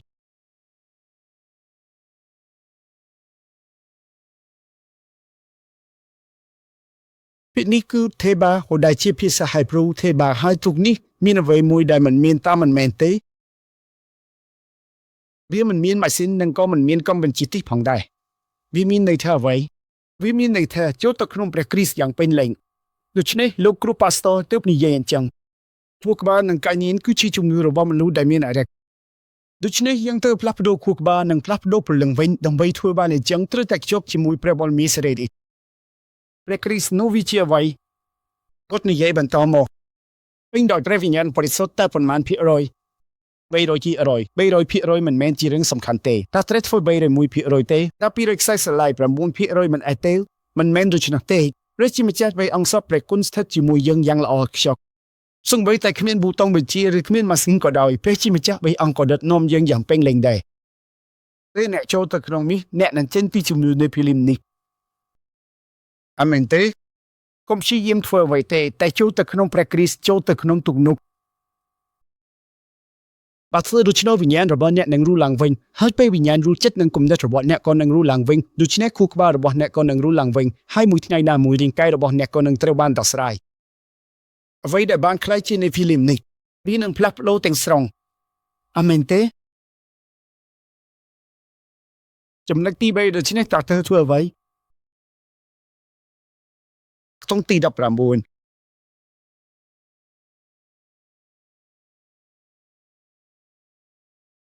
ជាមួយអ្នកព្រះអង្គនឹងធ្វើអ្វីជាមួយព្រះសញ្ញាបង្កើតព្រះសញ្ញាព្រះជាម្ចាស់បានផ្ដល់ព្រះសញ្ញាឲ្យអ្នកក្នុងគ្រូអ្នកដូច្នេះព្រះសញ្ញានោះជាអ្វីគឺព្រះគ្រីស្ទទេត្រូវបង្កើតព្រះគ្រីស្ទនោះឲ្យរឹងមាំក្នុងគ្រូអ្នកដល់សេរីអាមែនទេតើមានពេលវេលានោះក្រៅពីអ្វីនោះមិនចាំបាច់ធ្វើអ្វីទៀតទេដូច្នេះកុំធ្វើអ្វីទាំងអស់ដាំព្រះសញ្ញាឲ្យរឹងមាំក្នុងគ្រូអ្នកចំណាយពេលសម្រាប់បង្កើតវាដូច្នេះតើត្រូវធ្វើដូចម្តេចធ្វើដូចម្តេចដើម្បីបង្កើតព្រះសញ្ញានេះចម្លើយទាំងអស់មានរួចហើយចំណុចទី22ក្នុងសៀវភៅបុរាណកាលទី6ស្រីកំពូលគឹមអិនសុនបានធ្វើសារលិខិតថ្ងៃនេះនេះចូលបញ្ចប់នោះបានធ្វើដោយដែលព្រះបានបញ្ជាឲ្យគាត់ទាំងអស់តើធ្វើអ្វីគាត់បានអនុវត្តពាក្យអនុវត្តនេះបើបកប្រែជាភាសាអង់គ្លេសគឺ according to តើ according to គឺមានន័យដូចម្តេចមានន័យថាតាមអ្វីមួយតាមអ្វីតាមព្រះបន្ទូលនេះនិយាយឲ្យបង្កើតព្រះសញ្ញាវាហាក់ដូចជាមិនច្បាស់គ្រាន់តែតាមព្រះបន្ទូលទៅតែតាមអ្វីក្នុងព្រះបន្ទូលវិធីងាយស្រួលបំផុតគឺតាមអង្សាលើ chest អព្រិបន្ទូដែលនិយាយលើឆាតាមការប្រកាសលើឆាតាមសារលើឆានិងតាមការបណ្ដុះបណ្ដាលដែលចេញពីឆាហើយដល់អីព្រោះខ្ញុំស្ថិតនៅក្នុងបណ្ដាញនៃការងារមជ្ឈមណ្ឌលនិងស្រទាប់នៃលោកគ្រូយូនដូច្នេះស្រទាប់របស់ខ្ញុំគឺជាស្រទាប់មួយហើយស្រទាប់របស់លោកគ្រូយូនជាស្រទាប់អ្វីស្រទាប់នៃព្រះគម្ពីរហើយស្រទាប់នៃព្រះគម្ពីរនោះជាស្រទាប់អ្វីស្រទាប់នៃផ្លេកត្រីឯកអមែនទេដោយសារតែអ្នកស្ថិតនៅក្នុងស្រទាប់នោះដូច្នេះបើអ្នកធ្វើតាមព្រះបន្ទូលដែលចេញពីឆាតសំនិកាអ្នកគ្រាន់តែធ្វើតាមប៉ុណ្ណោះប៉ុន្តែមួយថ្ងៃណាមួយអ្នកមិនធ្វើតាមព្រះបន្ទូលទេអ្នកក៏មិនធ្វើតាមការផ្សព្វផ្សាយដែរពេលនោះហើយដែលមានន័យថាខ្ញុំបានឆ្លងជំងឺនេភីលីមពេលខ្ញុំប្រាប់ពាក្យថាមានមនុស្សអរចូលអ្នកក៏មានអារម្មណ៍មិនសប្បាយចិត្តថ្ងៃនេះខ្ញុំគ្រាន់តែសម្រាប់បន្តិចប៉ុណ្ណោះឬក៏ខ្ញុំទៅដំណើរកម្សាន្តបន្តិចប៉ុណ្ណោះហេតុអ្វីបានជាអ្នកអាចទៅវឹកហាត់បានតែទៅដំណើរកម្សាន្តវិញមើលទៅមែនទេហេតុអ្វីបានជាអ្នកអាចទៅទទួលសារជាមួយគ្នាតែថ្ងៃនោះអ្នកត្រូវតែសម្លាបានពេលនោះមានន័យអ្វីមានន័យថាមានអរិយចូលមានន័យថាខ្ញុំត្រូវបានអរិយចាប់យកក្នុងពេលខ្លីបើវាកាត់ឡើងម្ដងហើយម្ដងទៀតមានន័យអ្វីជីវិតធម្មតាមិនអាចដំណើរការបានទេហើយនៅពេលណាមួយអ្នកត្រូវបានគេគ្រប់គ្រងដោយអរិយហើយខ្លាចជាអ្នកស្រឡាញ់អ្វីមួយយ៉ាងខ្លាំងអ្នកខ្លាចជាស្រឡាញ់អ្វីមួយយ៉ាងខ្លាំងមនុស្សគ្រប់គ្នាស្រឡាញ់អ្វីមួយខ្លាំងដូចខ្ញុំស្រឡាញ់លេងកីឡាពេទ្យមិនទាន់ឬក៏អ្នកក៏អាចស្រឡាញ់អ្វីមួយដែរវានេះហើយដែលខ្លាចជាអ្នកមានអរិយនៅថ្ងៃណាមួយបើវាបន្តទៅបែបនេះដូច្នេះខ្ញុំបានសម្រេចថាខ្ញុំនឹងនាំម្ដាយឪពុករបស់យើងទៅវឹកហាត់ជាមុនសិនតែកាន់កន្លែងកំតតទៅរួមប្រជុំថ្ងៃអង្គារហើយតែម្ដងទៀតសំណាងល្អដែរអានីនលីឈុងសុកនឹងនរណាដែរលោកជូយុនសុកបាននិយាយថាអូប៉ាគីមសុនបែរមកជាមួយគ្នាវាពិតជាល្អណាស់ឪពុករបស់យើងក៏ទទួលបានព្រះគុណពីពាក្យនោះហើយក៏ធ្វើបានល្អទៀតផងសូមទូរស័ព្ទបន្តទៅអ្នកស្រីលីឈុងសុកអ្នកស្រីជូយុនសុកក៏ទូរស័ព្ទមកសួរថាអូប៉ាគីមសុនបែរទៅវឹកហាត់ទេឪពុកក៏យល់ព្រមទៅជាមួយគេបើបែបនេះថ្ងៃណាមួយការប្រឆាំងនឹងកើតឡើងតែការប្រឆាំងនឹងការខ្លាចជានៃភីលីមជាអ្វីគឺការប្រែប្រួលទៅជាព្រះគ្រីស្ទព្រះគ្រីស្ទជាប្រព័ន្ធដឹកនាំនិងជាសញ្ញាសម្គាល់ដល់ថ្ងៃដែលព្រះវិញ្ញាណបរិសុទ្ធធ្វើការយ៉ាងពេញលេញអាមែនពេលនោះយើងនឹងខ្លាចជាសាក្សីខ្ញុំនិយាយរឿងនេះតែបើអ្នកមិនយល់ខ្ញុំពិតជាសោកស្ដាយណាស់មានមនុស្សមួយចំនួននិយាយថាព្រះសាសនាចាស់ធ្វើរឿងខ្លាំងយូរនិយាយអ្វីច្រើនដែលមិនសមហេតុផលដូច្នេះខ្ញុំសូមនិយាយម្ដងទៀតសូមស្ដាប់ពេលខ្ញុំនិយាយបើព្រះជាម្ចាស់ចូលមកចូលរួមវានឹងកាន់តែស្មុគស្មាញខ្ញុំបាននិយាយឲ្យខែសូមស្ដាប់ពេលខ្ញុំប្រកាសបើអ្នកស្ដាប់ពាក្យរបស់ខ្ញុំដូចជាពាក្យរបស់ព្រះជាម្ចាស់ហើយយល់ថាវាជាផ្លូវនៃសេចក្តីដឹកនាំនេះសូមគ្រាន់តែព្រមពេលខ្ញុំប្រកាសឲ្យធ្វើតាមវាជាផ្លូវរស់រានមានជីវិតតោះមើលទៅថ្ងៃក្រោយតើត្រឹមត្រូវឬអត់ខ្ញុំបានបញ្ជាក់ជាមួយភរិយារបស់ខ្ញុំហើយខ្ញុំនិយាយអីទេតែសូមធ្វើតាមមើលថាតើត្រឹមត្រូវឬអត់មើលទៅថ្ងៃក្រោយថាតើនរណាត្រឹមត្រូវឬមិនត្រឹមត្រូវហេតុអ្វីខ្ញុំធ្វើបែបនេះគឺព្រោះខ្ញុំមានការច្បាស់លាស់ថាខ្ញុំស្ថិតនៅក្នុងសេចក្តីដឹកនាំនេះ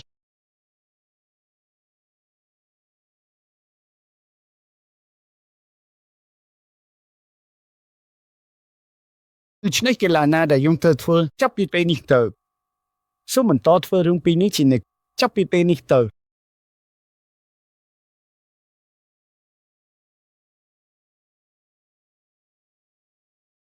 ដំបូងគេគឺពាក្យដែលបានផ្ដល់ឲ្យយើងលើកនេះវាជាពាក្យសម្ដីលើកទី2ហើយវាជាអ្វី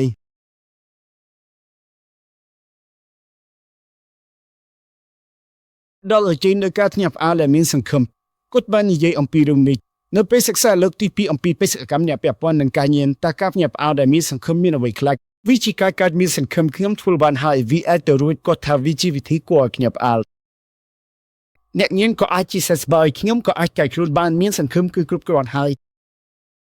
សកម្មភាពក្នុងសៀវភៅកិច្ចការអធិប្បាយទី9បង្ហាញពីការភ្ញាក់ផ្អើលដែលមានសង្ឃឹមរបស់បូលតើការភ្ញាក់ផ្អើលនោះជាអ្វី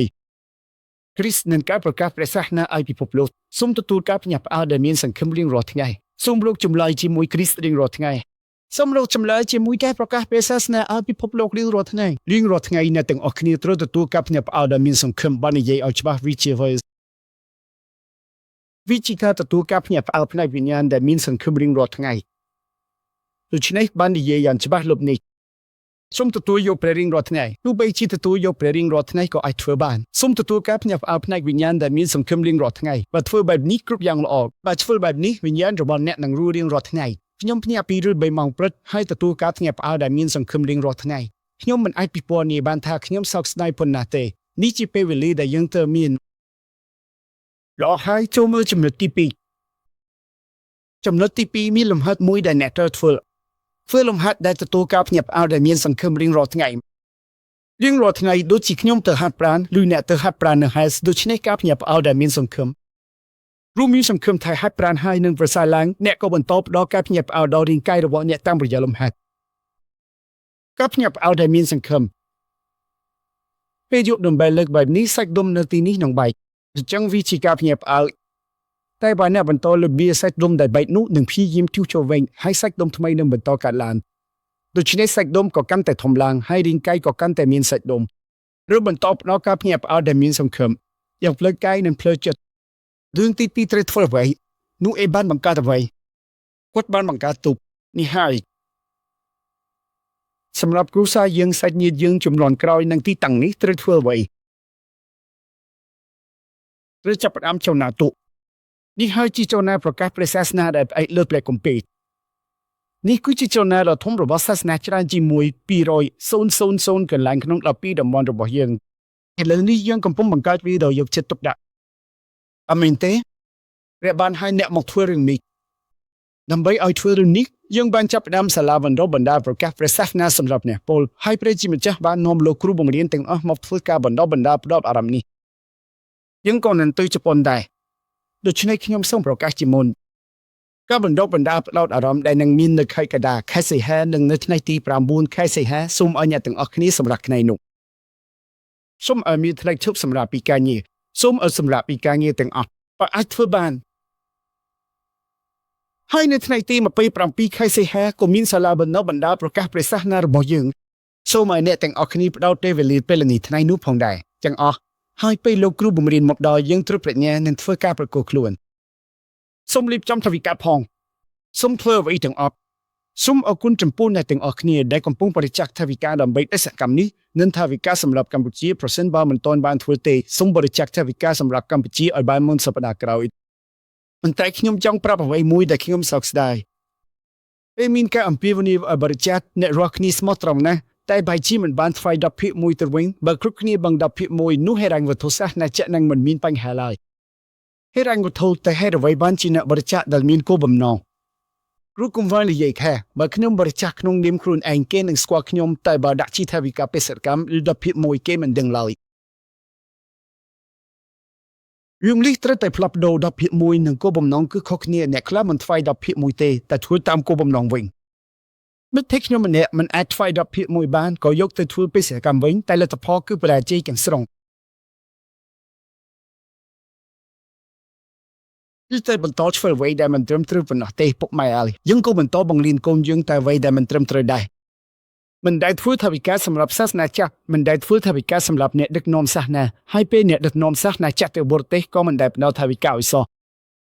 ពេលឪពុកម្ដាយអ្នកទៅណាមួយឬទៅដំណើរកំសាន្តក្រៅប្រទេសអ្នកយ៉ាងហោចណាស់ក៏ផ្ដល់ប្រាក់10,000 វុនមួយតែពេលលោកគ្រូប៉ាស្ទ័រធ្វើបេសកកម្មឬទៅណាមួយអ្នកធ្លាប់ផ្ដល់ប្រាក់សម្រាប់គាត់សោះទេមិនមានទេសូម្បីតែគិតក៏មិនគិតដែរពេលកូនទៅដំណើរកំសាន្តអ្នកផ្ដល់ប្រាក់5,000 ឬ10,000 វុនជានិច្ច